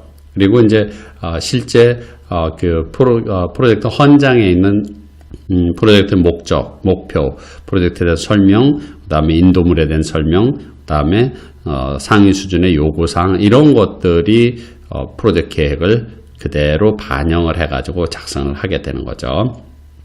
그 다음에 이제 중요한 거는 이제 기타 프로세스의 산출물이라 그랬습니다. 요거는 이제 각종 보조 계획서와 기준선, 그러니까 프로젝트 관리 계획서, 프로젝트 관리 계획서 안에는 일단 기준선이죠. 일정 기준선, 범위 기준선, 원가 기준선이 들어가고 기타 보조 계획, 그래서 각종 관리 계획뿐만 아니라 형상 관리 계획, 그 다음에 변경 관리 계획 등등 다양한 계획들이 있어요. 그것이 다른 프로세스들의 산출물이고 여기서는 그것을 통합하는 노력을 하게 되는 거죠. 자, 그 다음에 이제 프로젝트 관리 계획서를 통합할 때는 이제 기업 환경 요인이나 프로세스, 조직 프로세스 자산을 참고하게 되는데 당연히 우리가 업계 표준이나 정부 표준에 그대로 또는 규제에 맞춰서 계획을 수립해야지 되는 거죠. 그리고 이제 실제 이제 우리 조직에 맞는 문화, 그 다음에 우리의 어떤 실무 사례 이런 것들을 참고해야 되는 건 당연한 얘기고요.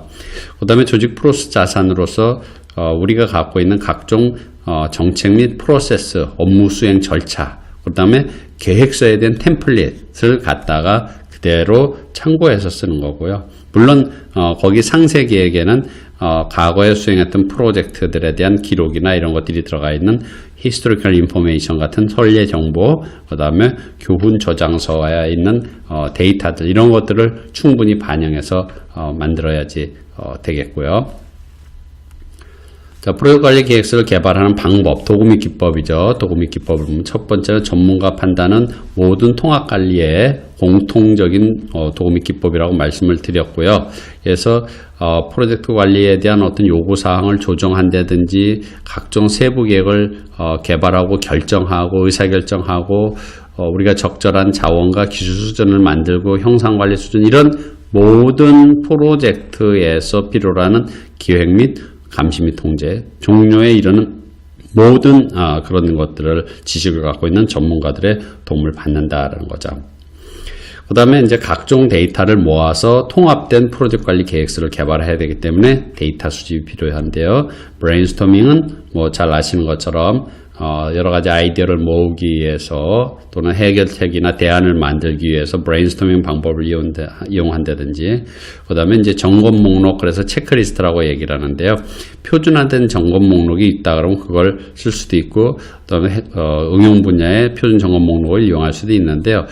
쉽게 얘기를 하면 총 점검 목록이라는 것은 만약에 기획에서 이런 것들을 해야 될 일들에 대한 목록들이 이렇게 나올 수 있다라는 거죠. 그래서 기획을 위해서 해야 될 일들 이런 것들을 하나하나에 점검해 가면서 그런 데이터들을 모아간다라는 거죠. 필요로 한 일들이죠.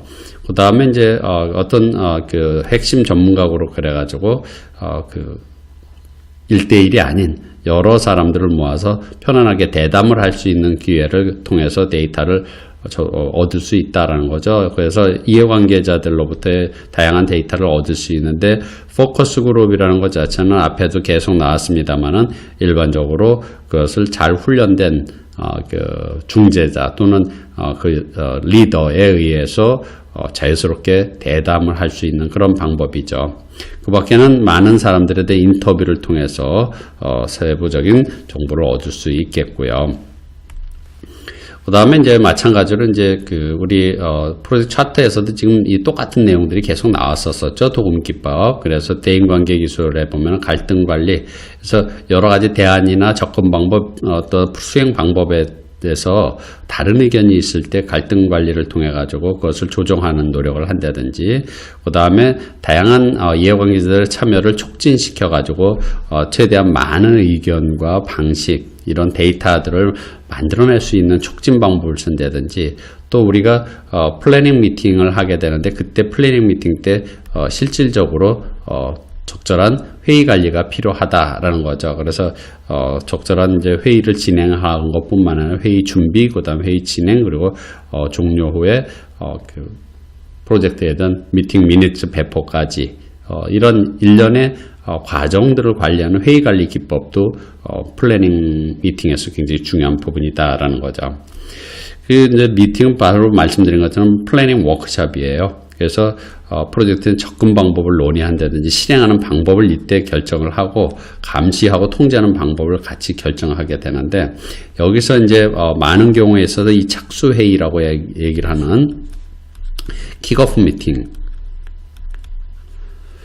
미팅을 우리가 하게 되는데, 킥오프 미팅은 굉장히 용도에 따라서 굉장히 다릅니다. 그래서 많은 분들이 킥오프 미팅에 대한 그 용도를 각각 다르게 해석하는 경우가 많은데, 킥오프 미팅은 물론 여러 가지 용도가 있겠죠. 예를 들어서 처음으로 팀원들이 모여서 인사하는 자리가 될 수도 있겠고요. 그 다음에 팀원들끼리 모여가지고 우리 참 잘해보자라고 이렇게 하는 하나의 커미트먼트를 하는 그러한 그 사명을 불태우는 그런 자리도 될 수가 있겠고, 또 킥오프 미팅을 통해 가지고 서로 해야 될 일들에 대한 역할과 책임을 나눈다든지, 아니면은 정보를 주고받을 의사소통 채널을 확인한다든지 하는 이런 여러 가지 일들이 있겠지만은, 킥오프 미팅의 가장 중요한 것은 우리 프로젝트 계획, 플랜에 대한 리뷰하는 자리죠. 그래서 킥오프 미팅을 언제 하느냐라는 그런 측면을 여기서도 얘기를 하고 있습니다. 기획의 종료 및 실행의 시작 단계와 연관된다라고 이렇게 표현을 하고 있습니다. 그래서 소규모 프로젝트일 경우에는 착수한 직후에 기획 프로세스 그룹에서 착수를 하지만, 이제 프로젝트 큰 규모일 경우는 계획이 나오는데 시간이 많이 걸립니다. 그래서 대규모 프로젝트에서는 실행 프로세스 그룹의 프로세스에서 착수를 하게 된다라는 거죠. 그러니까 소규모라는 것 자체는 하나의 팀이 기획과 실행을 모두 수행하기 때문에 기획에 팀이 전부 참여할 수 있는 그런 부분이라 그러면, 대규모 프로젝트 팀은 PM팀이 대부분 기획을 하고 나머지 팀은 초기 기획 완료 및 개발 시작 단계에만 참여를 하는 거죠. 그래서 킥오프 미팅을 통해서 세부적인 그러한 그리고 조정해야 될 부분들에 대한 계획을 완성해 나가는, 조정하고 통합하는 그런 노력을 하게 되는 거죠. 자, 이렇게 해서 프로젝트 관리 계획서를 개발하면은 산출물이 뭐냐? 당연히 프로젝트 관리 계획서입니다. 프로젝트 관리 계획서에는 실행 방법뿐만 아니라 감시 및 통제 종료 방법까지 나오는데, 크게 보면 프로젝트 관리 계획서를 구성하는 내용은 첫 번째 보조 관리 계획, 두 번째 각종 기준선, 베이스라인이라고 하는 기준선, 세 번째는 기타 정보 이렇게 나옵니다. 그래서 우선 보시는 것처럼 첫 번째가 바로 보조 관리 계획서예요. 그래서 이 보조 관리 계획서는 범위 관리 계획, 요구사항 관리 계획, 일정 관리 계획, 원가 관리 계획, 즉 땡땡 관리 계획입니다. 땡땡 관리 계획이죠, 다. 그래서 우리 지식 분야별로 각종 관리 계획서들이 다 있죠. 그래서 이거는 지식 분야를 수행하는 방법이라든지 또는 절차라든지 기준, 이런 것들을 계획하는 그러한 계획서죠. 그래서 이거는 프로젝트에 대한 내용이 점점 구체화되면서 점점 바뀌어가는 포괄적 문서예요, 이 부분은. 자, 두 번째는 뭐냐 하면, 첫 번째는 보조 관리 계획서고, 두 번째가 바로 뭐냐면 그 프로젝트 관리 계획서는 기준선입니다. 기준선. 자, 기준선이라는 크게 보면은 이제 프로젝트의 성과를 측정하기 위한 목표 계획이죠. 확정된 목표 계획이에요. 그래서 점점 구체화 시키다가 어느 순간에선가는 이거를 목표로 우리가 성과를 측정하기 위한 목표로 확정하자, 이렇게 되는 거죠. 그래서 성과 측정 기준이 되는 거죠. 성과 측정 기준이 되는 그러한 문서를 우리는 기준선이라고 표현하죠. 그래서 일정도 점점 구체화해서 어느 순간에 기준선이 되는 거고, 범위도 어느 순간에 기준선이 되는 거고, 확정되면은 그래서 크게 보면 성과를 측정하는 성과는 범위, 일정, 원가 기준선을 이렇게 확정을 할 수가 있겠고요. 그래서 범위 기준선에는 뭐가 있느냐? 프로젝트에 대한 승인된 WBS, 범위 기술서, WBS 딕셔너리, 이렇게 세 개가 바로 범위 기준선이고요. 일정 기준선은 승인된 프로젝트 일정, 원가 기준선 승인된 예산, 이게 이렇게 총 세 가지가 그 기준선으로 우리가 만들어지게 되는 거죠. 자, 그래서 이 기준선 자체는 어떻습니까? 함부로 바뀔 수가 없는 거죠. 즉 간헐적으로 우리가 변경할 수밖에 없어요. 간헐적으로. 그래서 범위 변경과 같은 또는 인도물 변경 같은 중대한 변경이 일어났을 때 통합 변경 통제를 통해서 승인이 받아야지만 바꿀 수 있는 게 바로 기준선이죠. 함부로 바꿀 수 없는 거. 그 다음에 이제 세 번째 요소가 뭐냐면 추가 구성 요소. 그래서 변경 관리 계획서. 그래서 변경을 관리하는 방법. 그 다음에 형상을 관리하는 방법. 그 다음에 이제 일정 원가를 합쳐가지고 언드밸류 방식과 같은 그러한 일정과 원가를 통합적으로 해서 성과를 측정하는 성과 측정 기준선. 그 다음에 이제 프로젝트 라이프 사이클에 대한 그 단계와 정의. 그 다음에 개발 방식. 그 다음에 그 경영진이 어떤 내용을 언제 검토할지에 대한 경영진의 검토 시점과 내용, 이런 것들이 이제 프로젝트 관리 계획서를 구성하는 요소들이다라고 보시면 되겠습니다. 자, 그래서 많은 분들이 프로젝트 관리 계획서와 프로젝트 문서를 다 같은 걸로 혼동하는 경우가 많이 있습니다. 그래서 그걸 좀 구분하기 위해서 여기다가 했는데, 각종 관리 계획뿐만 아니라 그 다음에 기준선, 그 다음에 기타 문서들, 이게 이제 프로젝트 관리 계획서에 나와 있는 것들이고요. 그 나머지 예를 들어서 각종 산정치라든지 이슈 기록부, 리스크 관리 대장, 리스크 보고서, 뭐 프로젝트 캘린더, 그 다음에 여기 팀 배정표, 품질 통제 측정지, 이런 프로젝트 동안에 우리 여기서 발생하는 모든 이런 것들은 프로젝트 관리 계획서가 아니라 프로젝트 다큐멘트, 즉 프로젝트 문서라고 이렇게 표현을 하는 거죠. 근데 여기서 보면 헷갈릴 수가 있는 게 바로 뭐냐면은 프로젝트 일정이라는 부분과 그 다음에 프로젝트 범위기술서, 앞에서 확정된 프로젝트 범위기술서는 범위기준선 아니냐, 그리고 확정된 스케줄은 일정기준선 아니냐, 이렇게 말씀을 드렸는데, 그것은 여기서 나오는 이 일정이나 범위기준선은 기준선으로 확정되기 전에 나온 문서들을 의미한다라고 생각을 하시면 되겠습니다.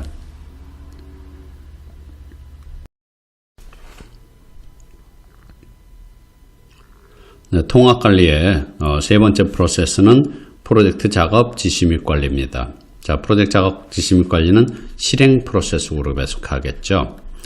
자, 그런데 실행 그러면은 일반적인 프로젝트 엔지니어들은 뭘 생각을 하냐 하면은 설계를 하고 테스트를 하고 하는 그걸 떠올리게 되죠. 그런데 그건 물론 실행이 맞습니다. 그렇지만 프로젝트 매니지먼트에서 실행이라는 의미 자체는 실행을 관리한다. 즉 실행 자체를 지휘 관리한다라는 그런 측면을 생각을 하는 거죠. 예를 들면은 프로젝트 규모가 있는 프로젝트에서 프로젝트 매니저가 직접 설계를 한다든지 테스트를 한다든지 하지 않거든요. 제대로 일이 제대로 되도록 작업을 지휘 감독하는 거죠. 그러니까 지시한다라는 거죠. 그래서 그 프로젝트 매니저나 프로젝트 매니지먼트 팀 입장에서의 실행을 상상을 하시면 되겠습니다. 그래서 프로젝트 목표를 달성하기 위해서 당연히 프로젝트 관리 계획서에 나와 있는 작업을 지도하고 수행한다라는 거죠. 그리고 이미 만약에 앞에 프로젝트가 진행되고 있는 상황이라 그러면은요, 앞에서 수행됐던 내용 중에서 만약에 변경이 요청돼서 변경이 승인됐다 그러면 이렇게 변경해야 되겠구나라는 것은 어떤 작업 방법이나 순서라든지 기타 투입 자원이나 이런 승인된 변경 사항을 반영을 해서 그것을 가지고 실행을 하는 그런 노력도 필요하다라는 거죠. 그런데 PMBOK를 여러분들이 읽으실 때 유의하셔야 될 점은 뭐냐 하면요, 이 항상 만약에 기획이다 그러면 기획은 이때 기획을 플래닝을 한다라고 이렇게 항상 요것만 생각하면 안 된다는 거죠. 계획이라는 것은 점진적으로 구체화될 수도 있고 변경된 계획을 리플래닝 할 수도 있고, 기획이라는 업무는 프로젝트 끝날 때까지 계속 반복된다라는 그런 개념이에요. 이렇게 반복된다는 개념으로 이때 계획을 할 때는 이미 앞에 어느 정도 계획이 만들어진 상태일 수도 있겠고요. 처음에 할 때는 아무것도 없는 상태가 되지만 이미 중간에 하는 플래닝 작업에서는 많은 정보들이 만들어져서 그걸 참고할 수 있기 때문에 그렇게 이 5가지 프로세스 그룹은 반복된다는 관점에서 여러분들이 생각을 하시지 않으면은 PMBOK를 읽는데 상당히 어려움을 겪을 수가 있어요. 그래서 그거를 분명히 항상 염두에 두셨으면 좋겠다라는 거죠. 자, 그러면은 프로젝트 작업 지시 및 관리의 내용을 간략하게 보도록 하겠습니다. 프로젝트 관리 지시 및 관리는 작업 지시 및 관리는 인도물을 완성하기 위해서 그리고 완성하고 프로젝트 목표 달성을 위해서 우리 계획을 실행하는 거. 그래서 실행하려면 뭐가 필요해요? 자원을 투입해야 되고 돈을 투입해야 되고 하는 거죠. 그래서 이것을 어떻게 하면 효율적으로 쓸 것이냐에 대한 관리를 하는 거고요. 그 다음에 실행을 하게 되면 실행한 결과가 나온다라는 거죠. 그 결과에 대한 성과 데이터를 수집해 가지고 분석을 하는 거. 그리고 나서 나중에 프로젝트 계획에다가 필요한 경우에 변경을 하기 위해서 데이터를 수집하고 분석하는 일들도 프로젝트 작업 지시 및 관리에서 해야지 될 일이라는 거죠. 그래서 프로젝트 매니저는 뭘 하느냐? 프로젝트 매니저는 뭘 해요? 계획된 프로젝트 활동에 대한 실행을 지시하는 거죠. 그리고 이제 기술적이건 아니면 조직적으로 서로 조정, 연계 이런 것들이 제대로 이루어질 수 있도록 관리를 하는 것과 함께 프로젝트에 대한 변경 사항이나 그 다음에 승인된 변경을 제대로 구현을 하는 데 있어서 어떤 영향을 있는지에 대한 검토하는 일도 같이 해야지 된다는 거죠. 그래서 이 작업 지시 및 관리 프로세스에서는 작업 성과에 대한 데이터를 수행한 결과죠. 실행한 결과 수집해서 분석을 하기 위해서 한 다음에 나중에 통제와 관련된 프로세스로 전달하게 되는 거죠. 그래서 데이터 우리 다른 지식 분야에서도 계속 반복적으로 나옵니다만 실행한 결과 작업성과 데이터는 각종 통제 프로세스를 거쳐서 작업성과 정보가 된다라는 사실 그것은 계속 나왔던 얘기고 그걸 한번 알아두면 그 다음에 여러분들이 그 어려움이 없겠죠. 그래서 여기서 보면은 작업성과에 대한 이제 분석을 통해서 인도물이 어느 정도 완성됐는지에 대한 완성 상태 그리고 이제 프로젝트 성과 이런 정보들이 도출이 되는 거죠. 그래서 통제 프로세스를 통해서 작업성과 정보가 만들어진다는 거죠. 이미 나왔습니다만은 단순한 뭐 진척이 몇 % 됐는지 며칠날 시작해서 며칠날 실제 며칠이 소요됐는지 이런 것들은 가공되지 않은 데이터예요. 이것을 우리는 어떻게 해야 돼요? 분석을 통해 가지고 좀 더 가공된 정보가 만들어지는 거죠. 그래서 쉽게 표현을 하면은 단순한 국어 몇 점, 수학 몇 점, 그 다음에 영어 몇 점 이런 건 우리가 데이터라고 얘기를 하죠. 그것을 평균을 낸다든지 아니면은 분산 편차를 구한다든지 아니면 추세를 구한다든지 성적이 높아지고 있다 낮아지고 있다 이런 추세 그거는 우리가 가공된 정보가 되는 거죠. 그래서 작업성과 데이터는 통제 프로세스들을 통해서 작업성과 정보가 된다라는 사실이고요. 같은 얘기지만은 작업성과 데이터는 감시 및 통제 프로세스의 투입물로 사용된다. 그리고 이제 나중에 성과를 개선하는데 이런 것들이 활용이 된다라는 거죠. 그래서 우리가 일반적인 이제 실행과 관련된 프로세스들에는 여기서는 지금 작업 지시 및 관리를 통해서 우리는 뭘 해요? 실행을 통합하는 거죠. 근데 각각의 실행과 관련된 프로세스는 예를 들면 뭐가 있어요?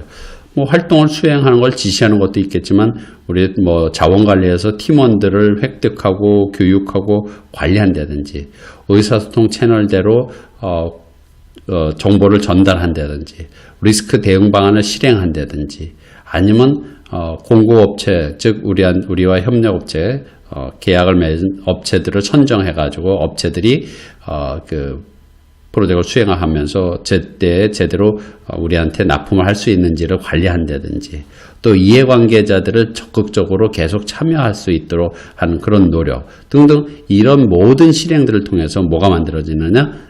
결과물, 즉 인도물이 만들어지게 되는 거죠.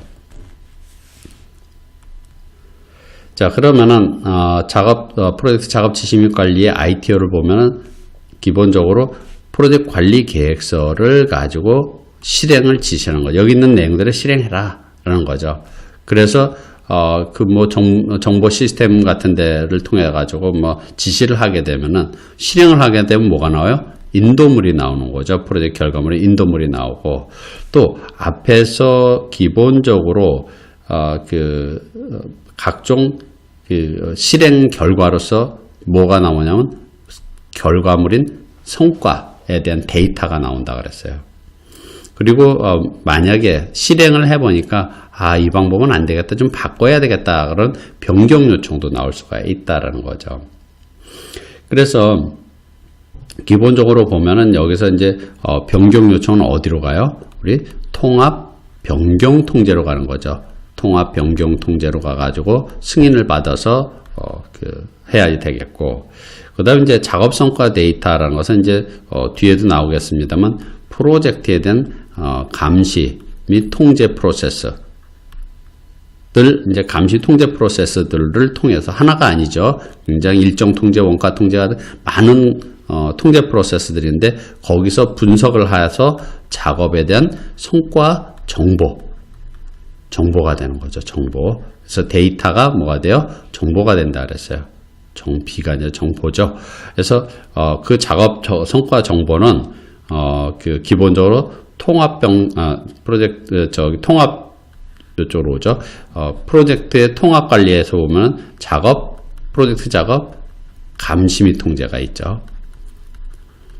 여기서 감시 및 통제라는 이 부분은 일정 통제, 원가 통제, 각 지식 분야의 통제를 의미하는 거고, 여기서 프로젝트 작업 감시 및 통제는 통합 변경 통제, 프로젝트 작업 감시 및 통제라는 의미죠. 프로젝트에 대한 작업 감시 및 통제 프로세스를 얘기하는 거죠.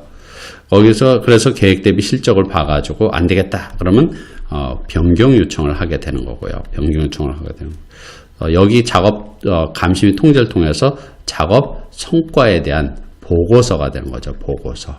그래서 최초의 데이터가 통제 프로세스들을 거쳐서 정보가 되고, 그 다음에 작업 감시 및 통제를 통해서 보고서가 되는 그런 개념이 되는 거죠.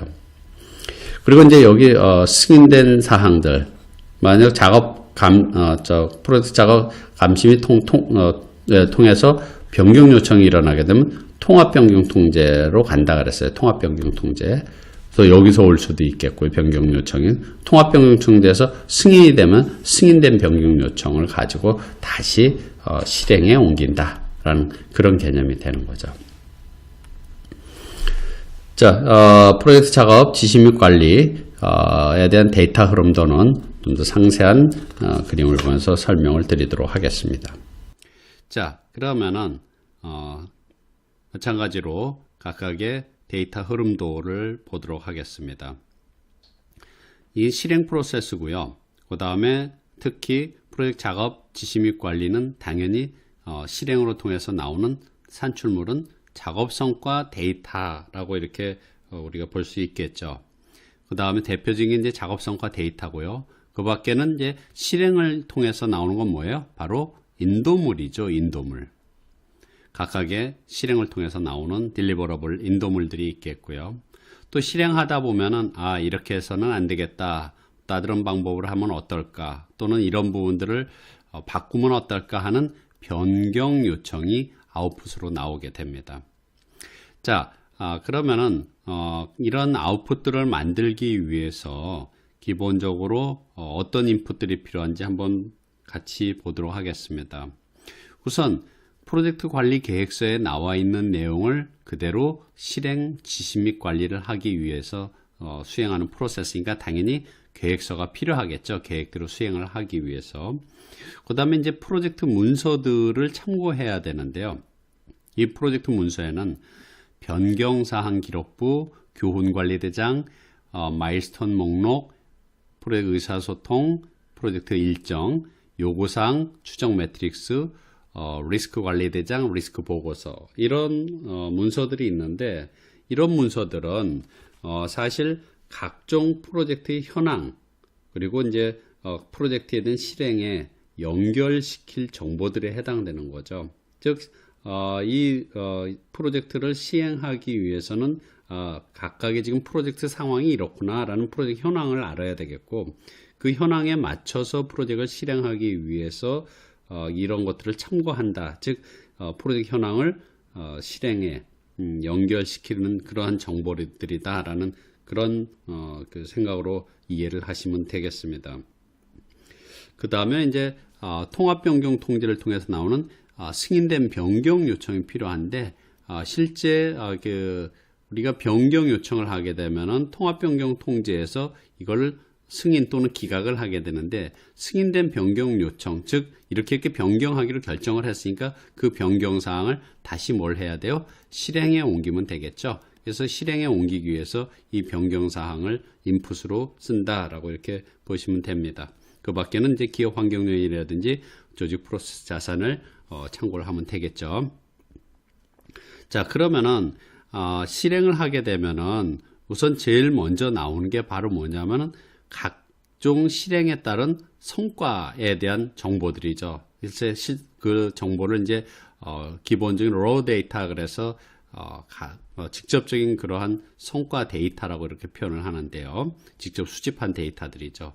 이런 것들이 사실은 굉장히 많은 프로세스들 중에서도 통제 프로세스에 쓰이게 됩니다. 그래서 여기 부분들이 다 뭐예요? 통제와 관련된 프로세스들이죠. 이 통제와 관련된 프로세스들인데 각 지식 분야별로 통제 프로세스에 이 작업 성과 데이터가 쓰이게 되는 거고, 이 각각의 통제 프로세스들을 거치게 되면 뭐가 만들어지냐면 바로 작업 성과 정보가 됩니다.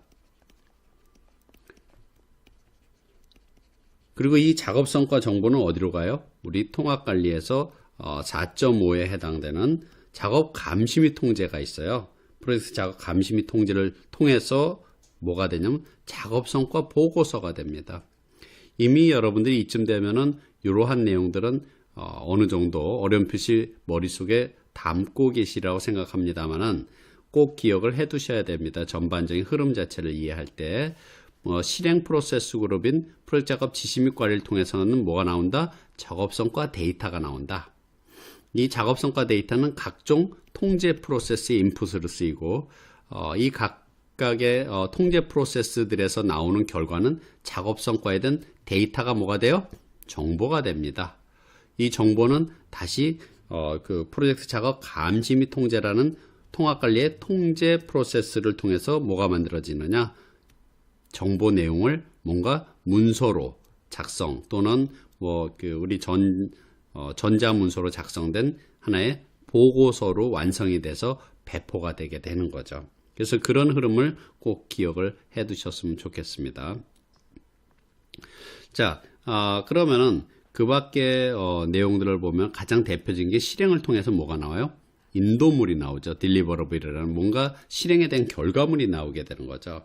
그래서 이 인도물은 프로젝트 관리, 지식 관리, 즉 우리 다음 프로세스인 프로젝트 지식 관리 프로세스로 가가지고 결과는 기록으로 남겨야 되겠죠. 그래서 하나의 교훈 관리 대장에다가 기록을 해서 우리 이러이러한 것들이 효율성이 좋았고 이런 인도물들을 만드는 동안에 이러이러한 좋은 점들이 있었다. 뭐 이런 것들이 효과적이고 효율적인 그런 부분들에 대한 것들을 기록으로 남겨서 미래 프로젝트나 다음 단계의 프로젝트 후반에 이 이후에 하나의 참고로 쓸 수 있도록 하는 그런 노력들이 필요하겠고요.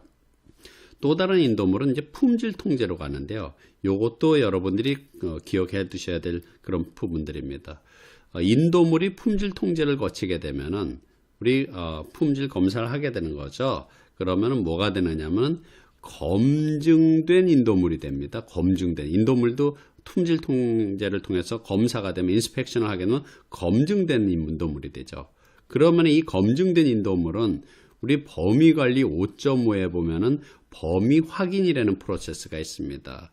제대로 우리 범위에 해당되는 요소들이 제대로 완성이 됐는지에 대한 인도물들을 확인을 하고 검수를 하는데 이 범위 확인이라는 프로세스에서는 품질 통제를 거친 검증된 인도물들이 인풋이 되고 그래서 범위 확인이 되면은 뭐라고 부르냐 우리는 수용된 인도물이다 이렇게 부릅니다. 수용된 인도물. 그래서 검증된 인도물은 우리 영어로 verify라고 이렇게 표현하는 거고 수용된 인도물은 accepted deliverable 수용된 인도물이라고 이렇게 표현을 하는 거죠.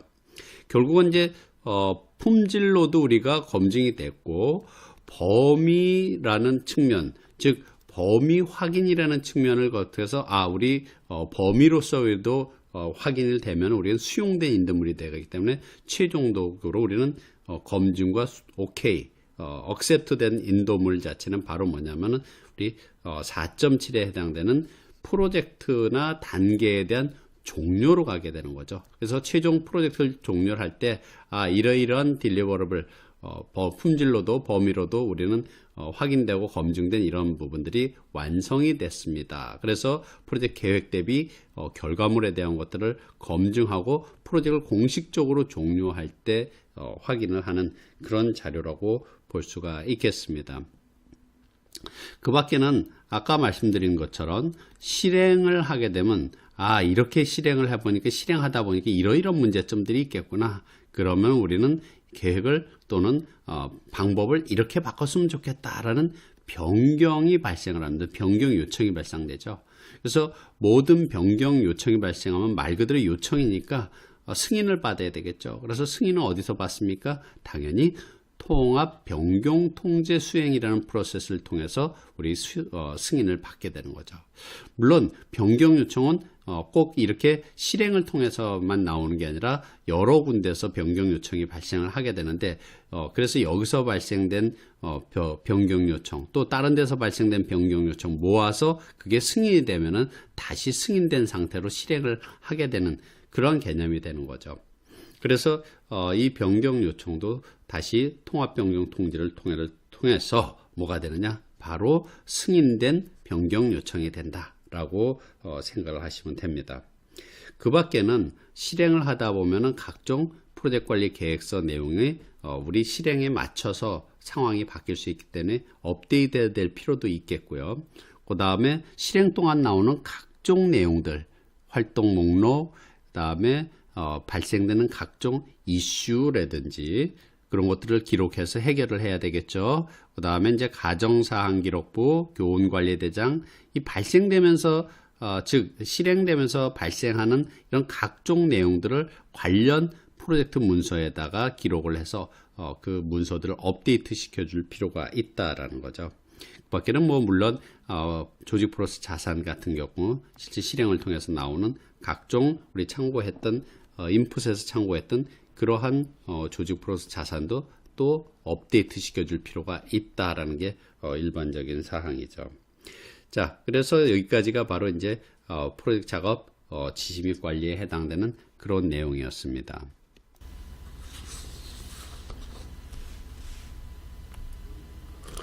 자, 그러면 하나하나씩 인풋 툴스 앤 테크닉 좀 더 상세하게 한번 알아보죠. 우선 첫 번째, 프로젝트 작업 지시 및 관리. 작업을 지시하려니까 뭐가 필요합니까? 프로젝트 관리 계획서가 필요하겠죠. 그래서 프로젝트 관리 계획서에 나와 있는 내용들을 그대로 지시하면 되겠고요.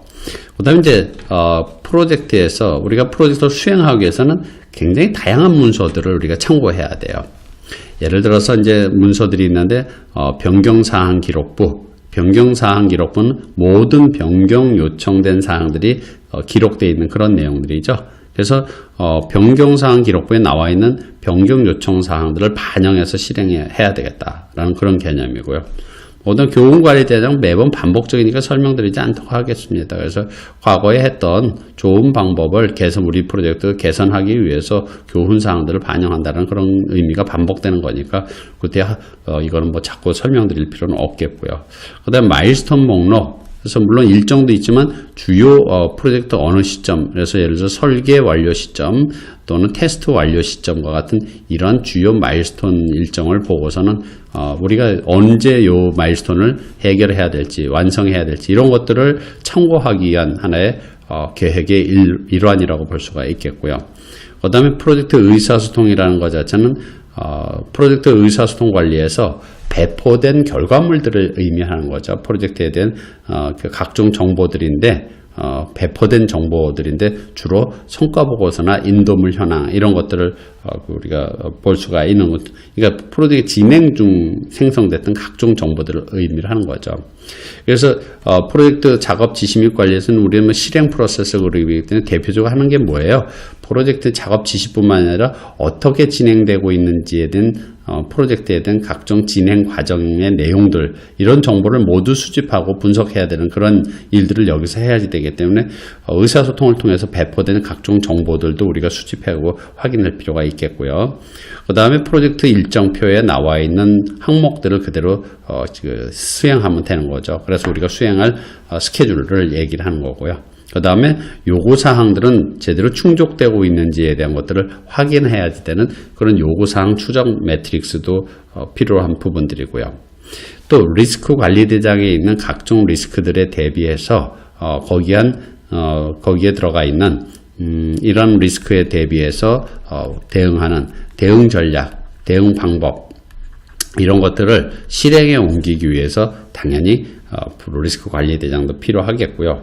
프로젝트에 대한 전반적인 포괄적인 리스크 이런 것들에 대한 것들도 그걸 고려하고 반영해서 실행하기 위해서 필요한 부분이다라고 보시면 되겠습니다.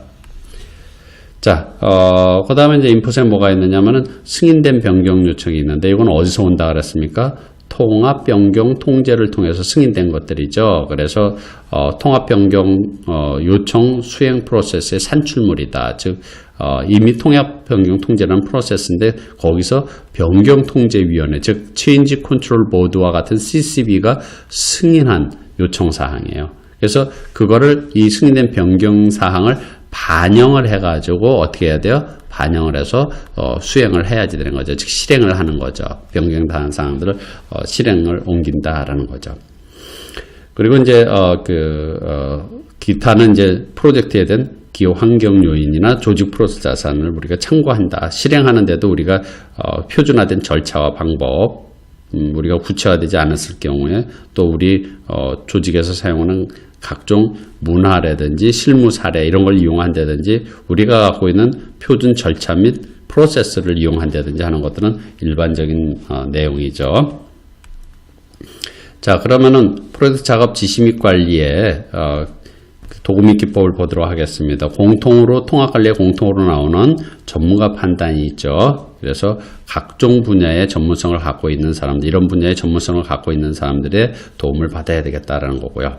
가장 중요한 것은 뭐냐면 프로젝트 관리 정보 시스템이라고 얘기를 하는 PMIS, 즉 프로젝트 매니지먼트 인포메이션 시스템이죠. 자동화된 시스템이에요. 그래서 실제 보면은 뭐 구태여 무슨 작업을 지시한다 이럴 필요가 없는 거죠. 일반적으로 이런 자동화된 시스템을 이용하면은 우리가 이제 프로젝트 매니저가 프로젝트에 대한 것들을 통합된 그 계획을 이렇게 마련하게 되면은 그게 이제 데이터베이스나 이런 데 저장이 되죠. 그러면은 리소스를 관리하는 소위 말하는 리소스 매니저나 아니면 펑셔널 매니저들이 그 업무에다가 여긴 김아무개, 여기는 이아무개 이렇게 배정을 하게 되는 거죠.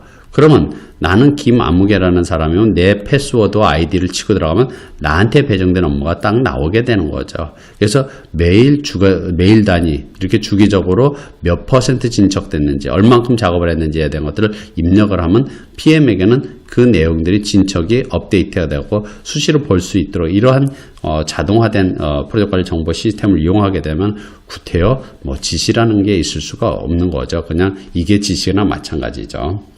그 밖에는 이제 미팅을 통해서 프로젝트 작업을 지시 관리할 때 회의를 이용할 수도 있겠다라는 거죠. 그래서 이때 회의 종류에는 뭐 착수 회의, 기술 회의 또는 스프린트 반복 회의, 애자일의 경우죠. 그다음에 데일리 스탠드업 미팅, 매일 아침 모여가지고 진행 현황과 계획을 확인하는 스탠드업 미팅, 뭐 기타 문제 해결 회의, 진행 상황 업데이트 회의, 뭐 등등 다양한 회의를 통해 갖고 프로젝트를 실행을 하게 되는 거죠.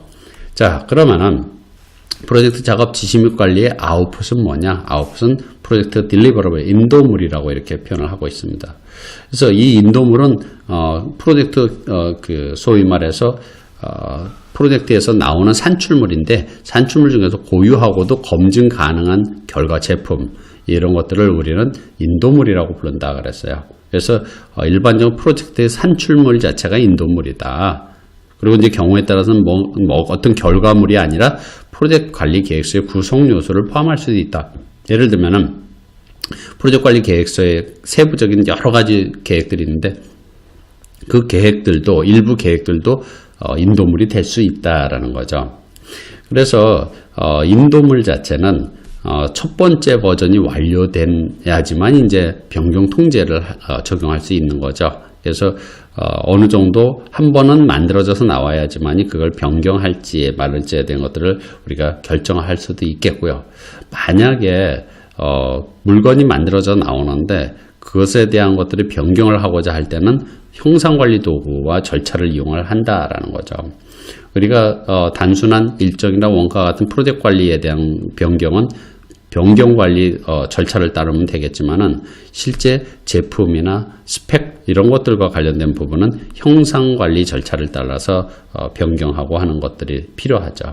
그래서 이 인도물은 어디로 갑니까? 우리 나중 여러분들이 이미 반복으로 하셨으면 알고 계시겠지만은 이 다음 프로세스인 프로젝트에 대한 지식 관리에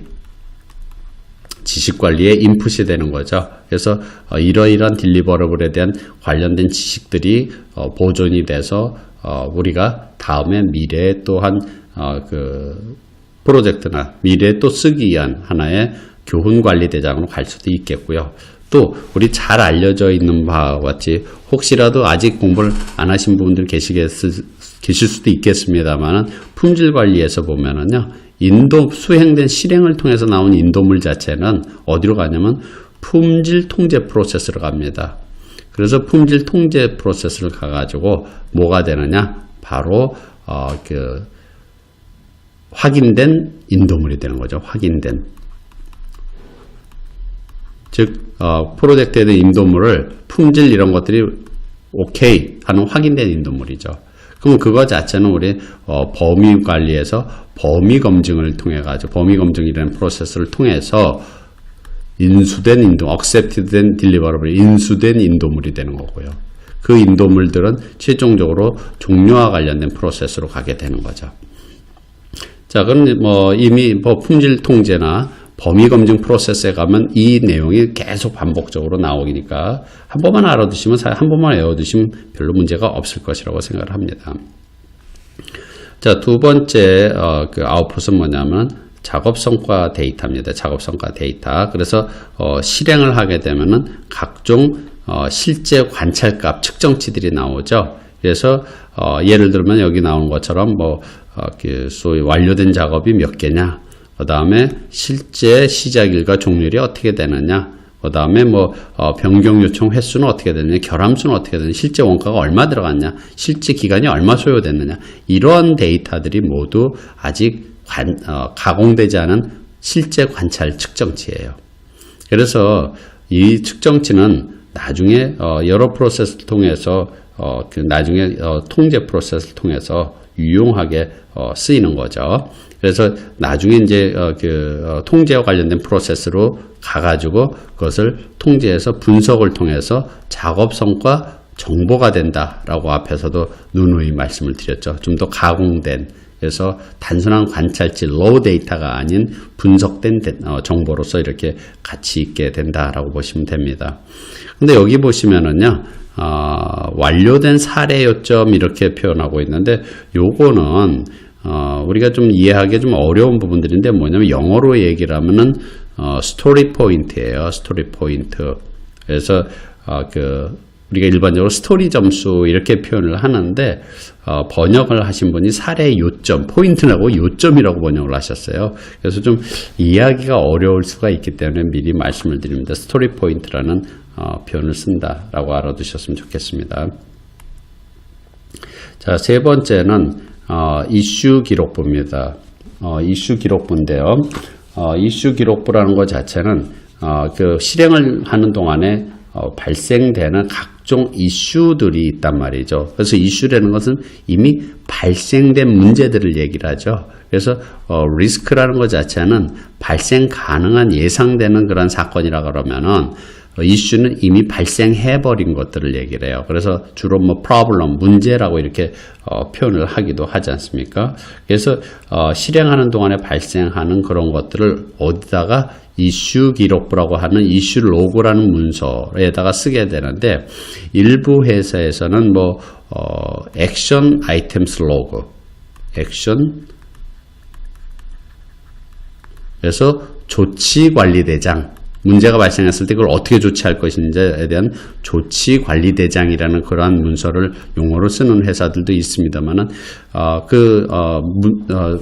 관리대장에 보면 항목에 보면 이슈가 어떤 유형이냐, 그 다음에 이 이슈가 어떤 이슈를 제기한 사람은 누구고, 발생 시점은 언제고, 이 이슈가 어떤 내용의 이슈냐, 발생된 어떤 문제냐 설명, 그 다음에 이거는 어떻게 해결하겠다라는 해결 방안, 해결책과, 그 다음에 언제까지 해결하겠다는 날짜, 그 다음에 이건 누가 책임지고 하겠다는 담당, 이런 것들까지 들어있는 걸 우리가 이슈 기록부라고 이렇게 표현을 하는 거죠.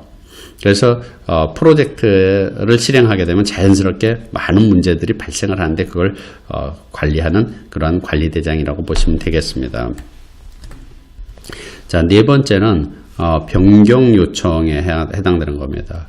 우리가 앞에서는 계획 대비 실적을 비교해 갖고 계획대로 잘 안 될 때 뭐 변경 요청을 한다고 일반적으로 얘기를 하고 있습니다만은, 프로젝트 실행을 통해서도 변경 요청이 발생될 수 있다라는 거예요. 그래서 하다 보면은 인도물이나 이런 것들, 또는 경우에 따라는 기준선까지도 우리가 공식적으로 이거 안 되겠다 해보니까 바꿔야 되겠다라는 그러한 결과를 얻을 수도 있다라는 거죠. 그래서 그런 경우에는 당연히 통합변경 통제 프로세스를 통해 가지고 승인을 받아야 되는데, 변경 요청에는 크게 보면 이렇게 네 가지 타입이 있습니다. 형태들이 있어요. 그래서 먼저 첫 번째 시정 조치, 우리가 corrective action 그러면은 지금 계획대로 잘 안 되고 있기 때문에 지금 성과를 빨리 계획에 맞추도록 하는 그런 노력을 우리가 시정 조치라고 얘기를 한다 그러면은, 이 추세로 나가면은 뭔가 문제가 있을 것 같으니까 예방 차원에서 하는 것은 예방 조치라고 이렇게 표현을 하죠. 그래서 미래 성과가 나빠지지 않도록 하는 걸 예방 조치라고 표현하죠. 또 품질과 관련된 부분들이에요.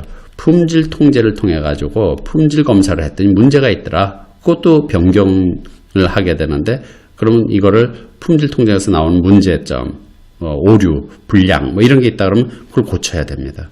그걸 우리는 뭐라 그러면 결함수정이라고 표현을 하고, 이것도 하나의 결함수정도 하나의 변경 요청에 들어간다라는 거죠. 즉 부적합한 제품이죠. 그래서 불량이나 오류에 대한 것들을 수정하는 것도 하나의 변경 요청이 된다라는 거죠. 그 다음에 이제 업데이트. 그래서 프로젝트에서 각종 정보들이나 내용들을 이거는 문서에 맞게 그 문서에다 최종적으로 최신화시키는 그러한 노력을 해라 하라는 업데이트, 단순한 업데이트 하는 것도 변경 요청이 될 수 있다라는 거죠. 자, 그 밖에는 일반적으로 우리가 생각하는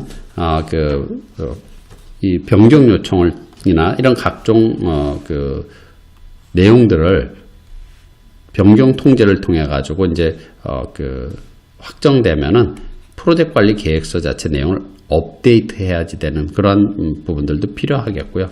프로젝트 관리 계획서뿐만 아니라 각종 프로젝트 문서들도 업데이트 시켜야 되겠죠. 그래서 실행하다 보면은 작업이 추가로 필요하다. 그럼 활동 목록 자체를 고쳐야 되겠고, 또 실행하다 보니까 새로운 가정이나 제약이 나타날 수도 있기 때문에 가정사항 기록부에다 쓸 수도 있겠고요. 또 실행을 하다 보면 새로운 요구사항이 나타날 수도 있어요. 그래서 그 요구사항 문서에다가 반영할 수도 있겠고, 실행하다 보면 새로운 리스크가 나타나가지고 새로운 리스크 자체를 리스크 관리 대장에다가 새로 기록을 할 수도 있겠고요. 또 실행하다 보면은 새로운 이해관계자의 요구사항이나 기대가 나타난다든지, 심지어는 새로운 이해관계자까지 나타날 수 있다라는 거죠. 그러면은 이해관계자 관리대장에다가 업데이트하면 된다라고 이렇게 보시면 됩니다. 그런데 여기서도 마찬가지로 회의 진행 요구사항도 업데이트한다라고 이렇게 표현을 하고 있는데요. 이것도 약간의 번역상에 차이가 있는 것 같아요. 그래서 여기서 회의라고 이렇게 표현하고 있는데, 이 회의가 미팅할 때 같은 미팅, 영어로 미팅인데 여기서 말하는 것은 그 미팅, 이 회의가 아니라 요구사항을 충족한다라는 의미의 미팅이에요. 그래서 충족이라는 의미의 미팅인데 요구사항 충족을 위한 진척도도 업데이트해야 될 필요가 있다라는 의미로 해석을 하시면 되겠습니다. 요 PMBOK는 회의 진행 요구사항도 업데이트 이렇게 했는데 그런 의미가 아닌 것 같고요. 요구사항을 충족하기 위한 진척도도 업데이트해야 된다라고 이해를 하시면 되겠습니다.